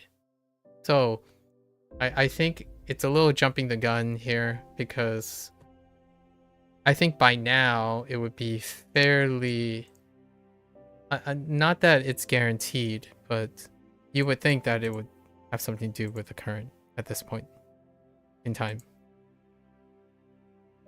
A thought. Unless someone else wrote something different, who knows. It's interesting. Lunatic. Hoang, it has king in it, so it could end up being all. All is very powerful. That character is very powerful, so it could be all. The animal king, he's just this guy. He's a lunatic. Okay. Kyo, Yeah, no dice. It's fine. You might see that the crazy lunatic hanging around the outskirts of Kyoto. Fair enough. I'll take Kyo. Take Kyo. It's fine. Rub. Rub. Do I know Rub? I'm not quite sure if I know Rub. It could line up with like the other Rub.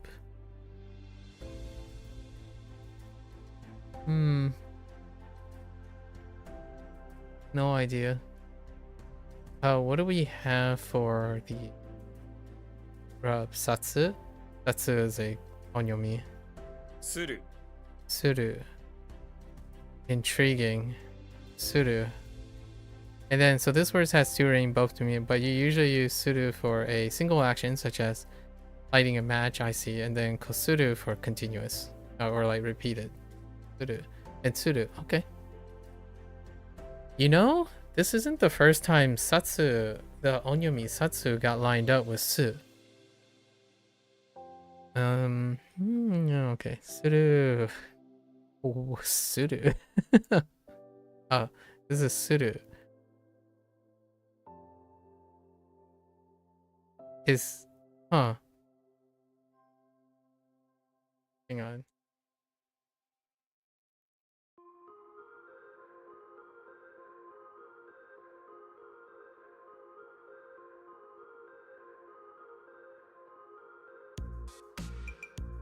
Nope.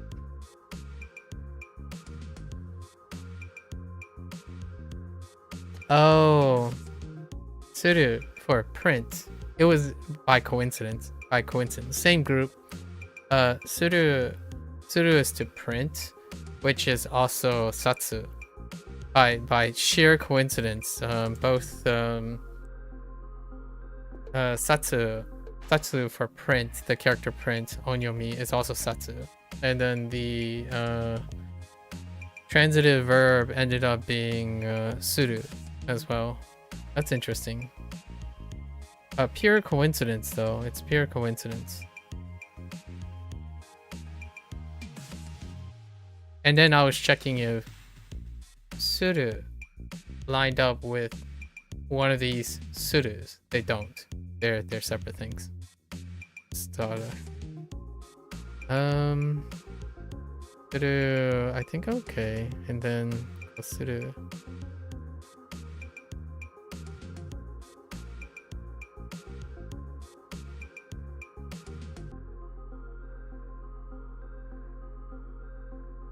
Okay, I think we're gonna go along with it for now.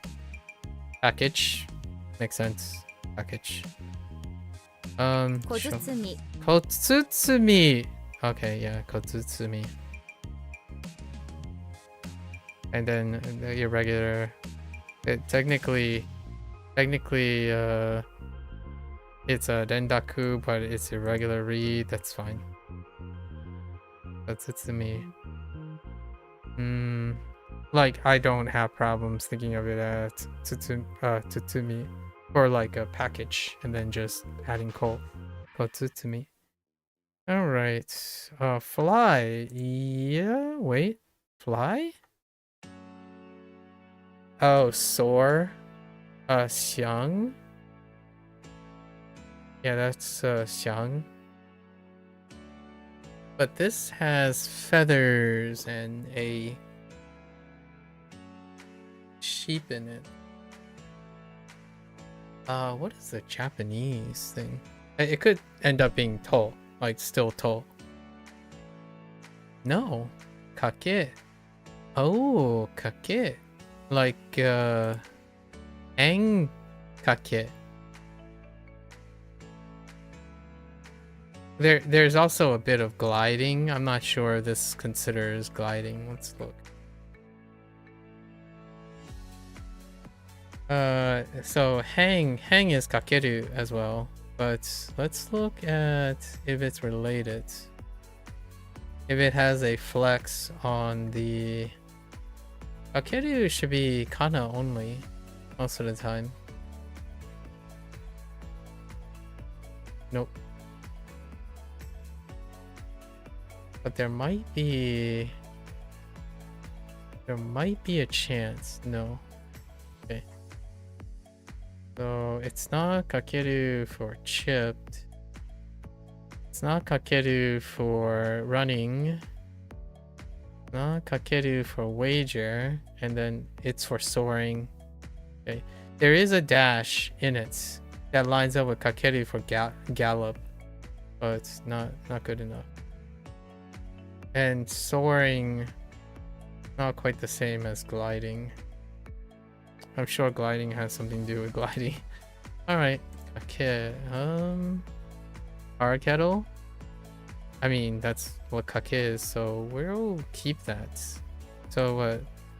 A sheep with feathers and presumably wings too is able to fly. Watching that sheep with feathers with wings flying around made you thirsty. You remember that you had a kake, so you reach. Okay, hold up.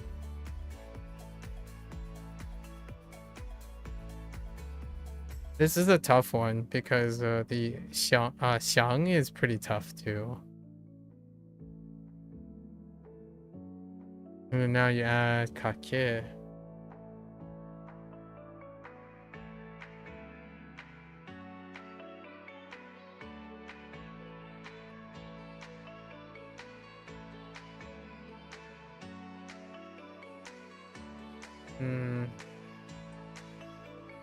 That's kind of rough. Very rough. Is this the last one? Oh man. Yeah, this is rough.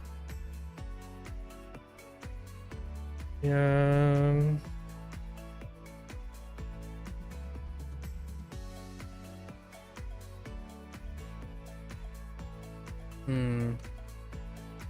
The sheep. We'll do wings as opposed to feathers. Yeah. Okay. Fly. Okay.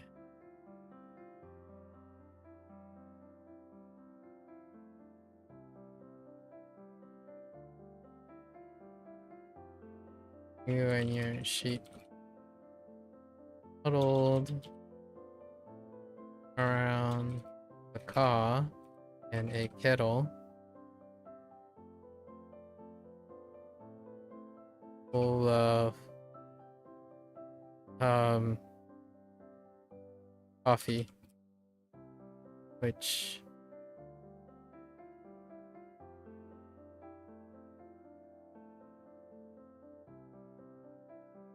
hype you up like having wings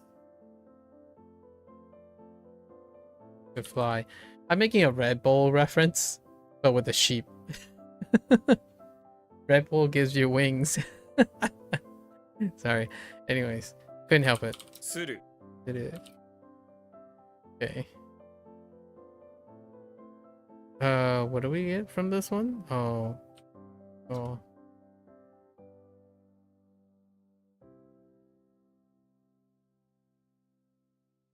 Kuroshio.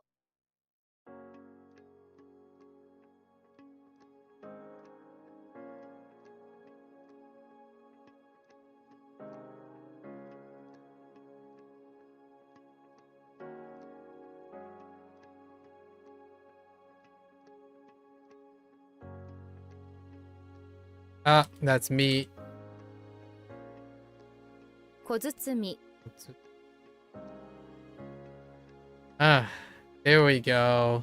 135 is on the shorter side. The 32 is coming in at 7 p.m. Probably we'll cover that stuff. Let's see. So this is 1, right? 2, 3, 4. Oh, we don't have a 0 day coming up. Dang, no 0 day to catch up. But this one is on the shorter side. Alright, let's go over our stuff. I paced myself pretty well today, despite it being 4:30, close to 4:30 a.m. Pretty well paced. Alright. I did skip though. We did skip Bunpro's review and HanziHero's review because I kind of indulged in talking about the balance between output and input when it comes to learning. So we usually don't have to work on these. Protect and renew. Yeah, radicals are very strong. They're so dynamic that I rarely have to think about them.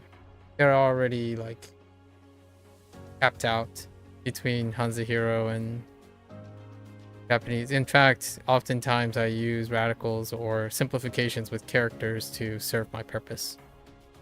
All right, let's do our definitions here. Okay, we got stare. Oh, no, that's not stare. That's lucidity, or I'm going to use clear.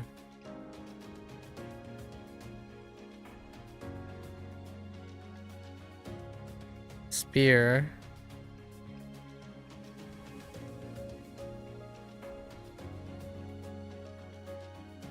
This is not muscle skin. Boat. Bell.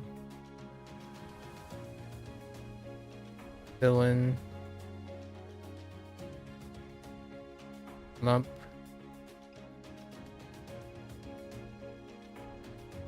Approximate. Ghost.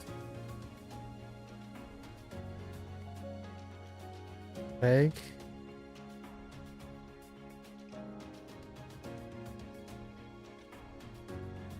Considerably.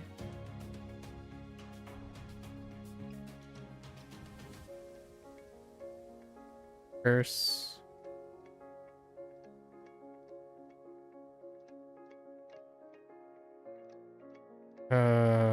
Miss. Person miss. Calendar.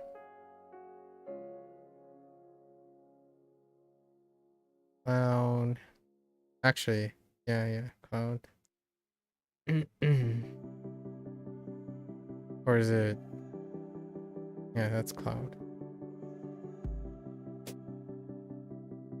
This is stare.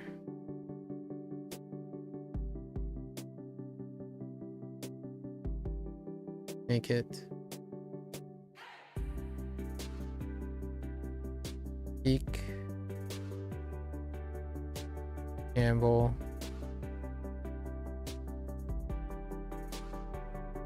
Cram school. Let's write cram.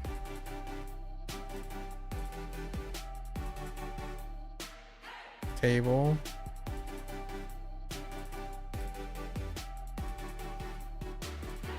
Polish.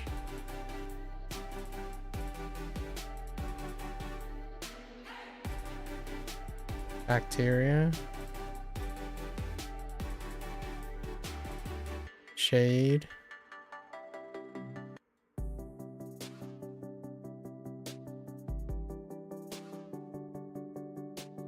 Uh-oh. Ghost. Oh yeah, this is the other ghost.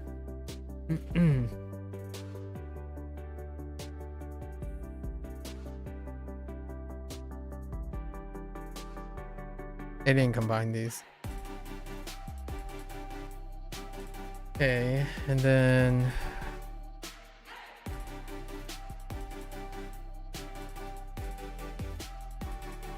Amp. Earnings. Pride.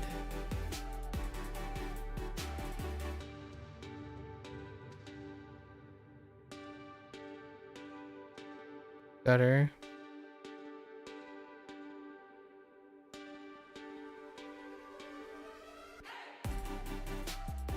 Waterfall. Lunatic. Or crazy, etc. And fly or soar. Alright, let's do our mnemonics.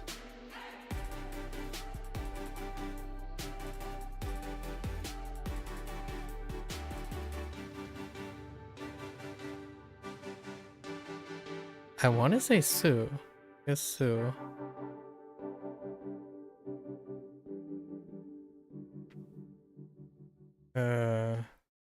Here. Moose.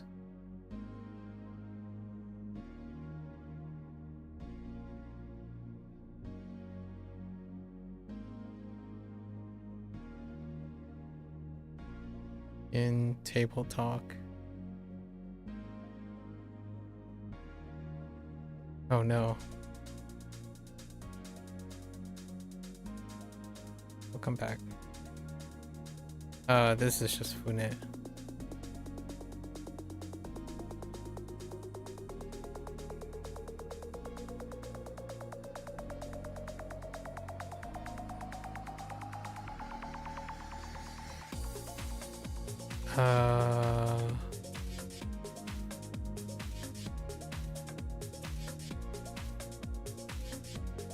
Oh my gosh. My pen.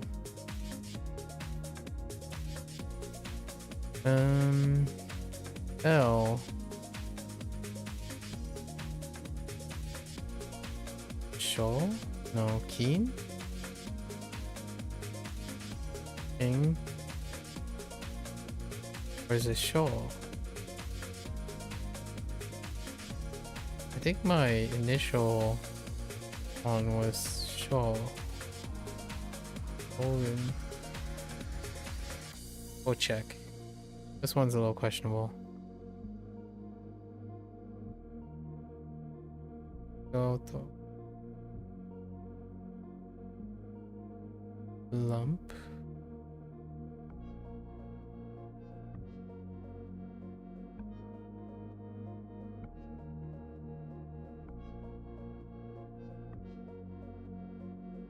Heck.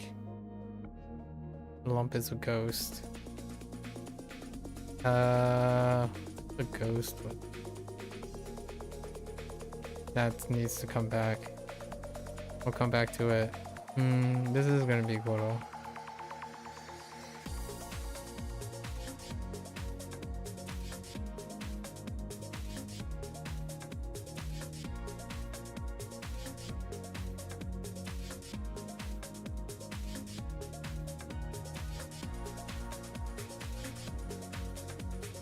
What was the shape of the demon? Condor?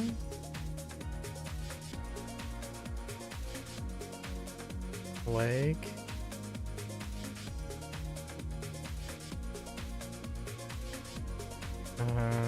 Kyaku. It's a character. I guess.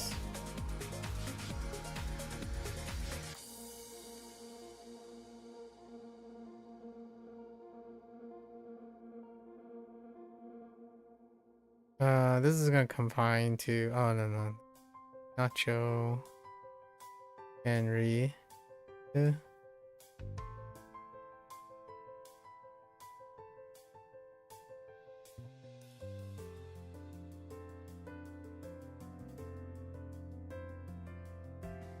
This Taco and Road.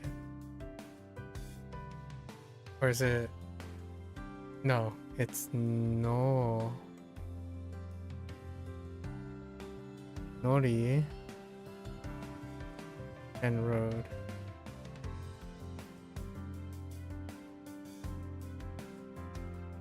Yo.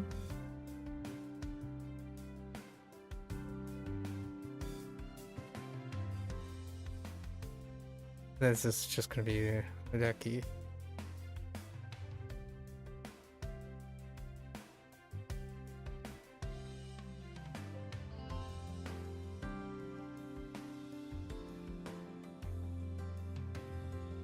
Cloud is just gonna end up being Kumo.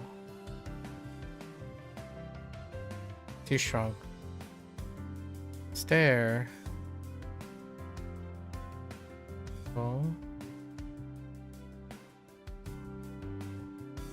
Naked. Yeah. Ranch. Peak is gonna end up being Oku. Too strong. Campbell. Or good strong. Good strong. Huh? Our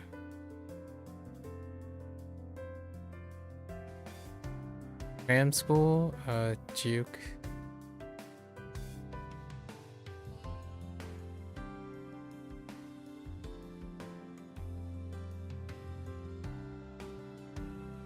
How did the table talk work?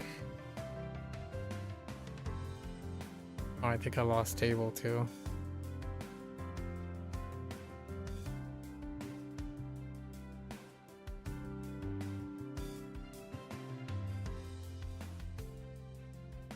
I think I lost table as well.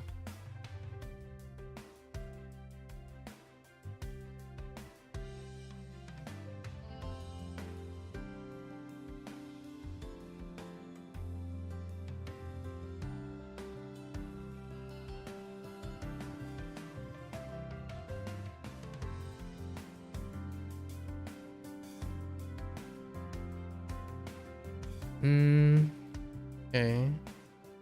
Polish. Meat.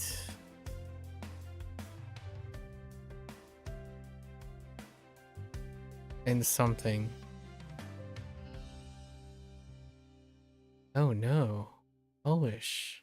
What happened to you, Polish?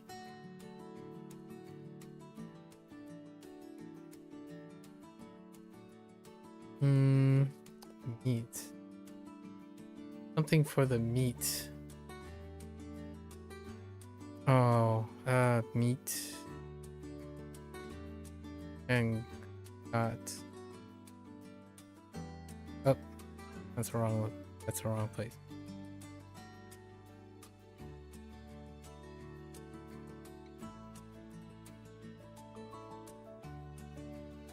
What is that? Bacteria? In shade. Oh no, wait. Bacteria might not be. Bacteria is king. Shade is in.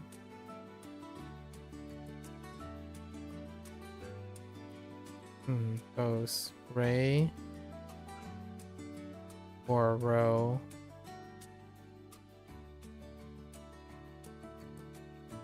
Shitsu or vamp. Earnings are bride. Yo and it. Gutter. Oh. Waterfall. Taco and key. Lunatic. Kyoto. Fly.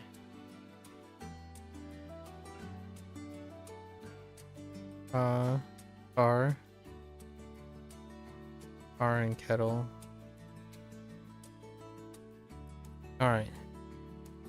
So what happened with skin? Where are we with skin?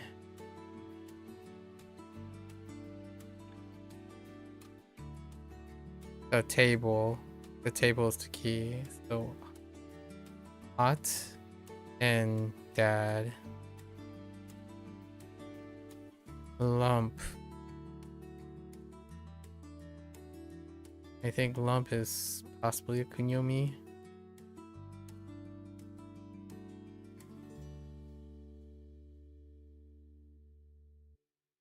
Dirt. So what was the thing about the dirt? The demon clump. Oh, katamari. It's gonna be katamari.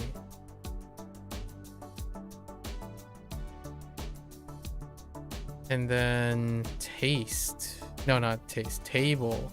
The other table. Something about it's fitting that there was table talk of some sort. And it fit very well for table talk.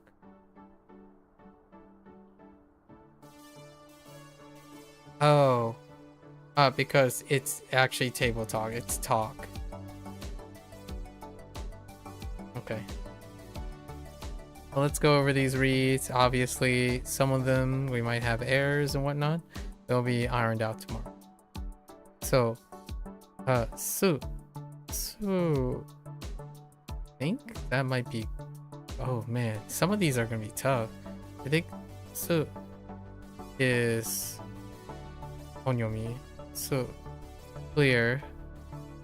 Mu, spear.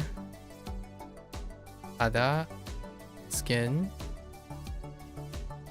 Fune or funa, boat. Sho, bell. That one's the most uncertain. Bell. Sho, but I saw keen, so it's gotta be sho. What is this? Yo. That's villain. I think that's fine. Actually, it could be to. Togo is kyo. Katamari mob. Koro, or approximately. That would be considered a kun. That is kind of interesting, whether it's kun or not. Probably kun. On, ghost. Gyaku. Gyaku actually is Unyomi. Or it's the one with one read. Nari? Nari considerably.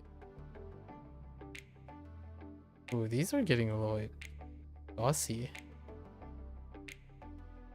Noro. Curse. Yo, miss. Reki. Actually, I think Reki is also onyomi. It's a very uncommon onyomi. Okay, and then mo, cloud, oh, stare, da. Da is probably onyomi. Naked. Ooh, cho for stare. Okay. Oku, kunyomi probably for peak. Gamble.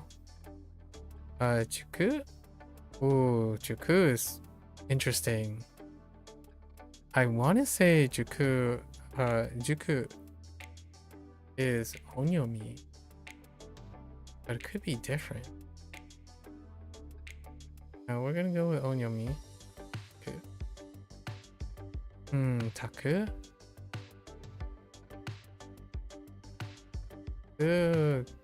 Probably onyomi.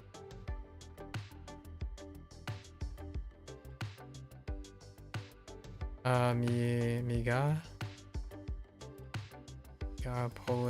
Polish. In bacteria. In shade.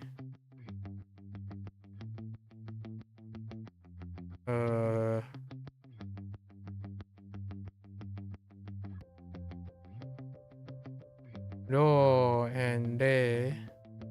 Ghost. Shitsu. Amp. Ka. Earnings. Yome. Bride. Or Yome. Butler. Or not butler, sorry. Gutter. Hole. Lucky. Waterfall. Yo, lunatic. And bucket. Line. I think there's one or two questionable ones, but all of them are pretty solid overall. Not too bad. Lower volume this time. Instead of 150 is 120-ish. What was it? 135 actually. It's not that much. 15 less. What was it? It was like 155, so like 20. Yeah, 20 less. Not too bad. We adjust it, right? On these days, I'm probably gonna stick to either squeezing in a little bit of review on HanziHero side. Today, I skipped HanziHero's character review stuff to keep the load behind because I spent a little bit of time talking in Bunpro about understanding like how output and input are related to each other, and how like when you understand what you're inputting, it requires outputting in order to create like dynamic retention. So oftentimes whenever people think about cause and effect, they typically think that somehow the mechanics of output and the directionality of output does not substantially affect their performance despite having a body of knowledge. I tend to find that accurate, that it is sufficient. If you know the knowledge, you can act on it at some point. However, it does not change the feeling and the performance struggles of outputting the things. So the act of outputting is still like the finish line, despite the finish line can be very long and arduous. The thing I wasn't really focused on whether input is sufficient or all those arguments of sufficiency. I'm on the side of balanced approaches because you can specialize in many things. So, like in my opinion, you can specialize in like 3 or 4 things and you devote the vast majority of your time to it.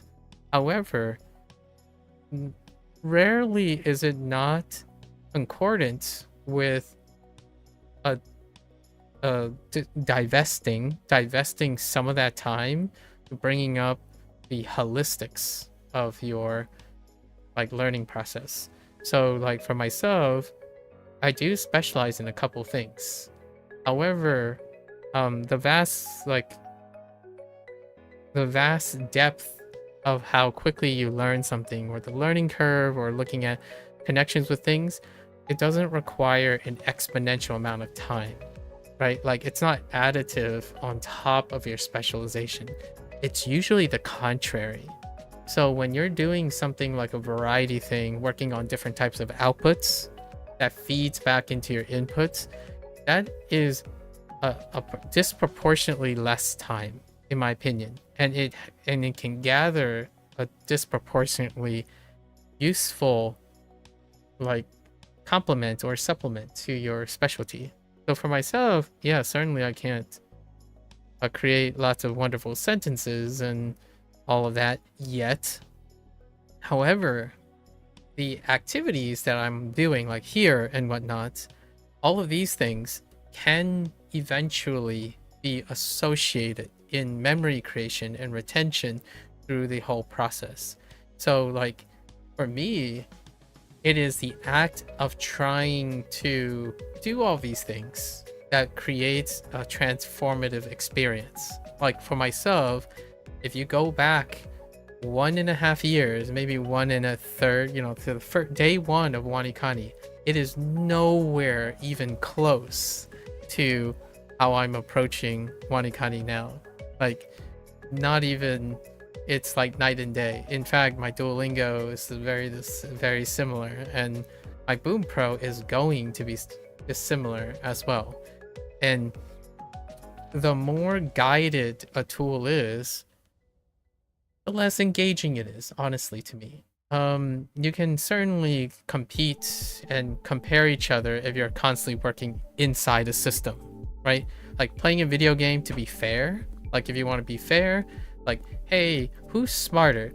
All right, we'll restrict 2 people to WaniKani, and then you have to rule out that their outside experience can't be brought in, like because of selection, right?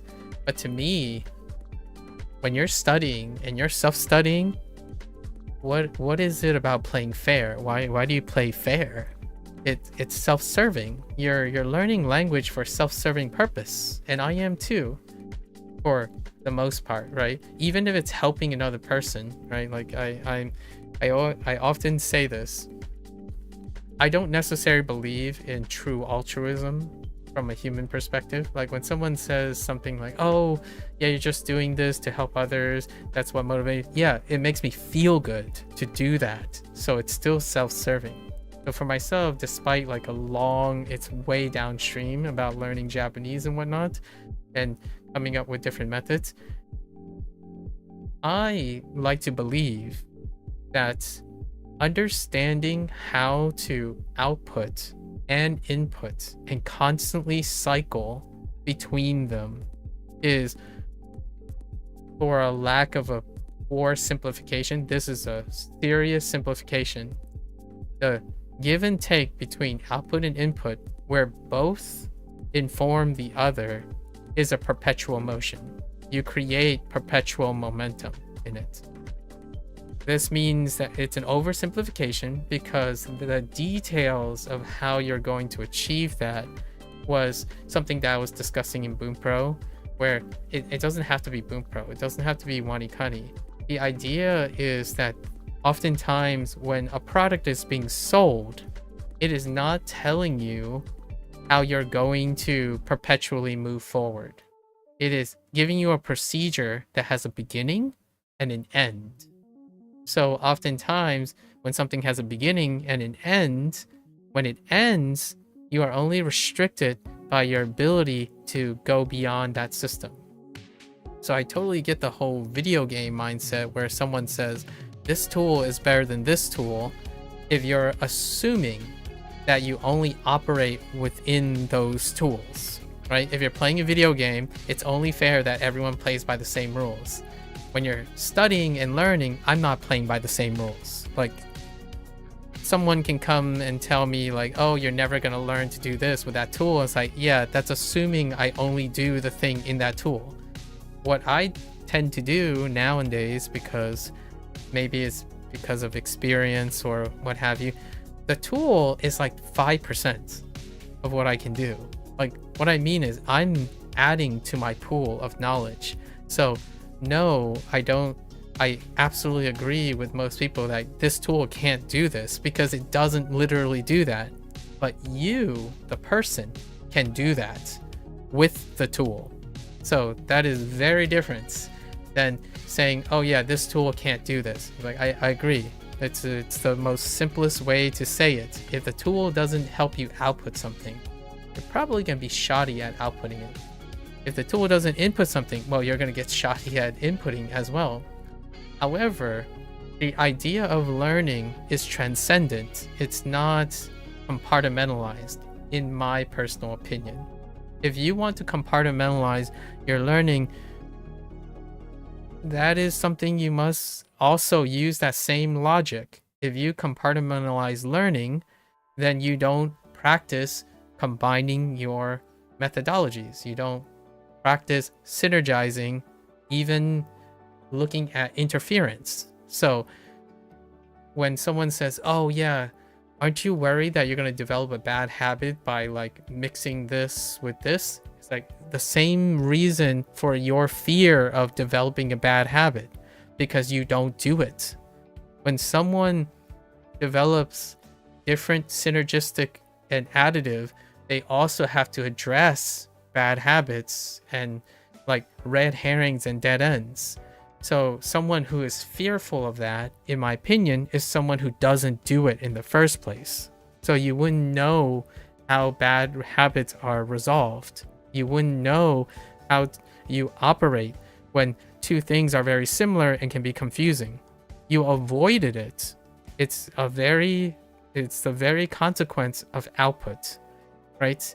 If you're given a problem and you're trying to output a solution by looking at the problem and then testing that, and it creates new input, that is what makes it less scary, in my opinion. I can't tell you if I had $1 for every time someone says, oh, you better not get stuck with this. Oh, watch out for this. Oh, watch out for those pitfalls. Oh, you shouldn't start this because there's a better way to start perfectly, or a better way to start. My question is, where is that fear coming from? Like, my first thought is, oh, can you explain to me the nature of this trap? And sure enough, the first thing they explain, which is what I went over in Bunpro, is they explain the events that leads to the trap. They don't comprehend, in my opinion, enough to explain to me how that trap becomes a trap. So when someone says, oh yeah, don't get stuck in the trap of like constantly writing mnemonics, and then every time you go to form a sentence you have to recruit your mnemonics and stuff. Like, can you explain to me why is it that you do that? Like, how did it become that? What makes it so that you can't transition and bridge into making sentences, or the other way around, taking the sentences and transitioning into smaller parts, right? Those are the things that are rarely ever said. It's what is done that is typically displayed. And to me, that's a defining feature between someone who has critical thinking skills and problem solving skills and someone who does not. You don't need a super high elevated level of critical thinking, problem solving skills to be happy for the rest of your life. You do need some, though. That's what I mean by diversifying. You have to divest, in my opinion, encourage someone to divest even a small portion of their time to exploring the rest, because you can divest at least 5 to 10% of your time to collect a lot more gains than simply double downing on specialized specialized skills. It's disproportionately higher to master a skill, or even to inch out the best of the best. And your goal is to ask yourself, what about divesting a little bit? And that's kind of where I was going with my Bunpro thing. Sure, Bunpro will not do certain things. WaniKani will most certainly not do certain things. And Duolingo definitely does not do certain things. The difference here is the people who come in and say it like plain facts, like it's so easy to understand someone who does actually, in my opinion, humbly, think about what it is that things do and could do for me, and then things that I could do with the thing, would not be very receptive to someone who comes in and say, well, I was looking for this, so I used these tools and they didn't provide those things, so these tools suck. And I'm like, all right, you're right. If you're looking for those things and those tools literally don't do those things, you're correct. So what are you trying to tell me? Are you telling me the tool sucks for me? Like, first, you have to check, what am I looking for, right? And that was the big discussion, right? It is very classically far easier when you are considering what you think is important. When providing advice and explaining and recommending things, which is Mika challenged me to offer some sort of stencil or advice about how she's gonna study for the next 2 weeks, and it was very hand wavy. I specifically try to explain why I chose certain designs because of observations I made about her over the several months. It's not based on what I think, solely what I think is good, because that's where, in my opinion, specialization and experts may get incorrect because they lack experience. Like, you can't, cue the unfortunate event where someone would say, oh, it was easy for me, so it should be easy for you, just follow my simple steps. And then meanwhile, that person's tripping and stumbling. It's like, I don't understand. Maybe it's just easy for you and I'm just built differently. That's you bridge that in, and I believe that there are those types of experts. I think the most valuable type of experts are the ones who consistently, inquisitively, rarely ever rest on their laurels. They are consistently trying to find different ways, other ways, because they're carrying all of it. Like, it's not a waste of time to explore and continue to expand while pursuing your specialization. So for me, if there was a hot take in all of this, just to end a really, really long session, which is going to happen another, like, what level are we on? I think this is level 40. Hold up. Level 45? We got to do this another 15 times, right? Another 15 times. And it's going to be more and more enthusiastic because I'm planning over it, right? We're engaging in different things over and over again. So, like, it's not the same action with the same results, but slightly different actions with different results that may contribute to possibly a similar goal. And that's kind of the neat thing. Every day brings an opportunity to eke a little bit more, not in the way of mastery, but in the way of exploration. And that's kind of like my top 5 indicators of someone who I would invest in, right? Ever inquisitive, critical thinking, runs towards problem solving, compassionate, right? And then, yeah, you can throw in some sort of like talent, I suppose, if you want to call it that. I think oftentimes we can't underestimate someone's like habitual conditions. I would say talent is a little bit lumped in with someone's pre-selected environment. Like when you grow up, it's night and day when someone is given privileges and take advantage of those privileges versus someone who has privileges who don't take advantage, and then someone who simply do not have privileges. So I just wanted to end with a more like, I like doing this. I quite enjoy it. Did I start by saying I like doing this? Not really. It gets more likable as things go, at least in my opinion. I'm not entirely sure if that is in like a compassionate point. Like, I do not think the vast majority of people empathize with me. The more you learn, the more interesting it becomes. Whether it is pragmatic or not, for your goal, the idea of inquisitive pursuits is that it keeps growing. You find more and more reason to pursue knowledge. Each day you progressively get more and more grind down and like stuck in your ways and being like, oh man, this is just taking too long and uninteresting. That's not what I mean. So for myself, the TLDR is the root of how I continue to do things without saying too much and trying to sell a product or something. The root is that each day is an opportunity, or a week, or however. When things start to get boring, things start to get stagnated, my inquisitive nature boosts that. In fact, I don't even wait anymore. Oftentimes, when there's an opportunity to make something interesting or think about something interesting, I just go for it. And the idea is, well, what if you waste your time doing a gimmick and a shortcut or what have you, something like suboptimal? Then I'll tackle it. That is where that apprehension comes from, in my opinion.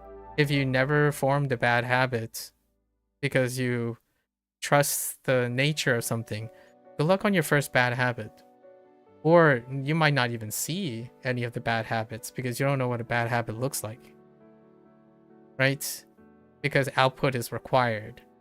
Like experience, output, input, they inform each other. So when someone says, oh yeah, I started a year ago and I developed this bad habit and I can't unlearn it. It's like, exactly. It's tough. I'm not saying you're unable to. I rarely, if someone comes to me and say, you know, maybe I'm just stupid, I can't learn this, I keep developing the same bad habits, like, let's try it, let's start brainstorming. You would have to be in the minority of very, very unfortunate people who, like, right, like, I think neurological diseases or orders or disorders or neurodegenerative diseases and whatnot are probably one of the most saddest. Like, I really wish that was not a thing. Obviously, that's kind of why I went into genetics, by the way, and molecular biology. It's one of the things. I hope that becomes a thing of the past, because then I can truly say the vast majority of people, and no minorities, would have the capacity to do something and condition your way to making it better. That is correcting bad habits, or quote unquote changing habits to be functional.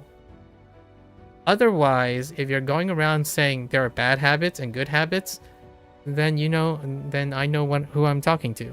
I see things to be changed. Bad habits are habits without purpose. They are either, you do them and you don't see a purpose for them, but you don't want to commandeer or change them for another purpose, right?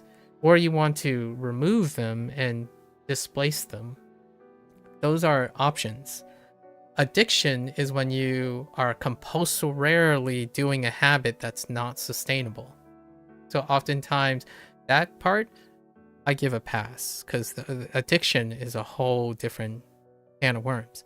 But when you're saying bad habits and good habits, like you're choosing to watch YouTube, right, as opposed to doing your studies, that is somewhere I would like to encourage people.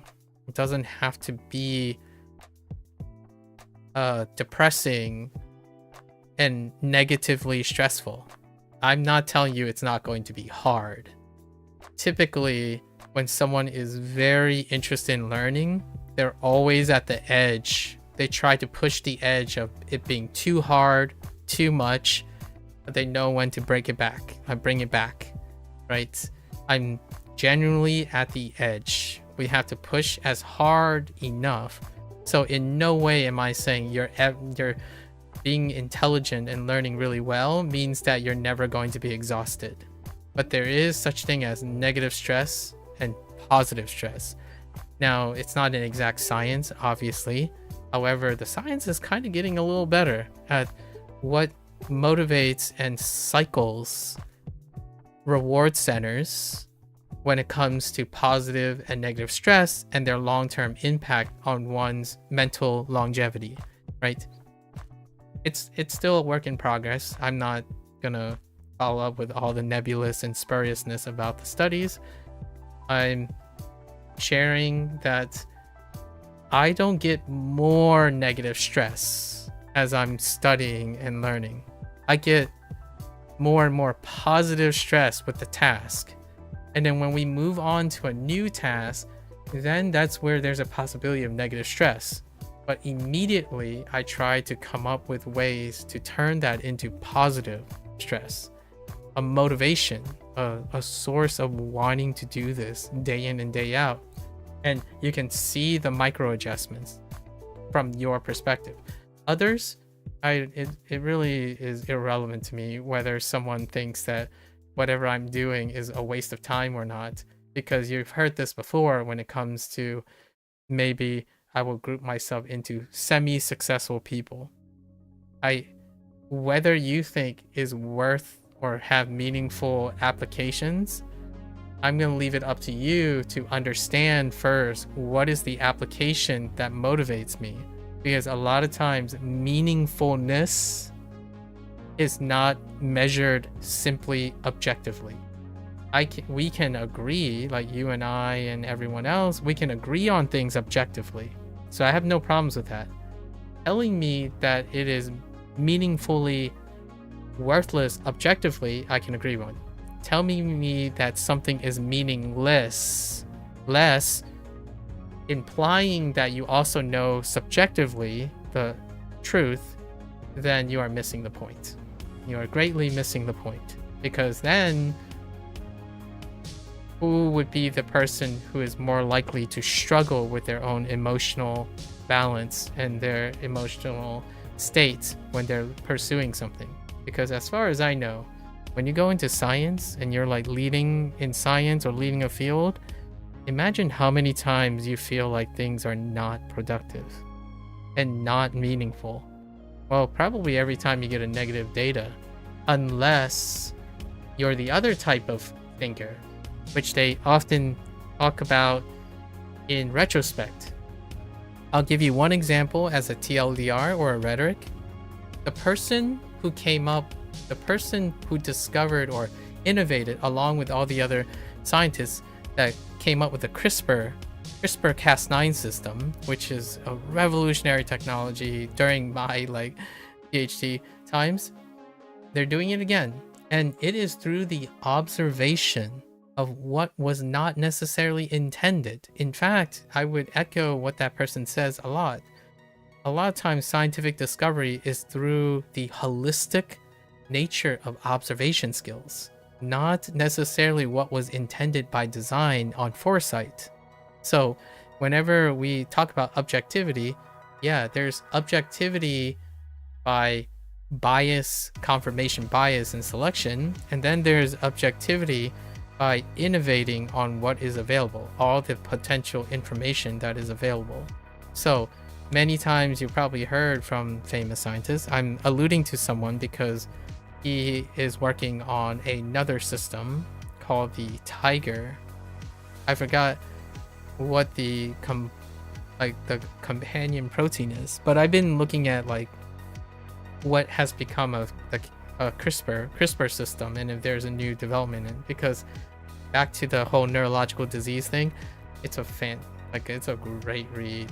And nowadays I even have people who aren't in science talking about CRISPR technology, and I'm like, oh, that's kind of neat that it's kind of becoming trendier enough that even on the internet you can encounter people who understand or at least know what the procedural function of the CRISPR-Cas9 system is. I'm talking about hand-wavingly genetic modification, right? And especially in humans.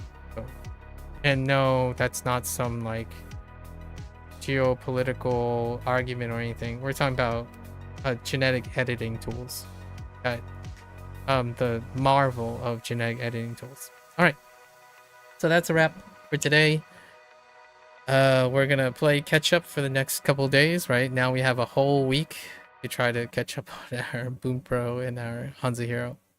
So until then, thanks for listening, folks. If you're more than free to follow along, pick up WaniKani for yourself, give it a go. You can come on by, yap, discuss, exchange hot takes, what have you. Present incredibly cogent and vigorous arguments against each other. That's all part of the nature of critical thinking and problem solving skills. Alright, until next time, 皆さんまたね。見てくれてありがとう for watching. I'll see you guys next time. Bye bye. Oh, and we also have a P5X recording session a little bit tomorrow. Alright, take care. Bye.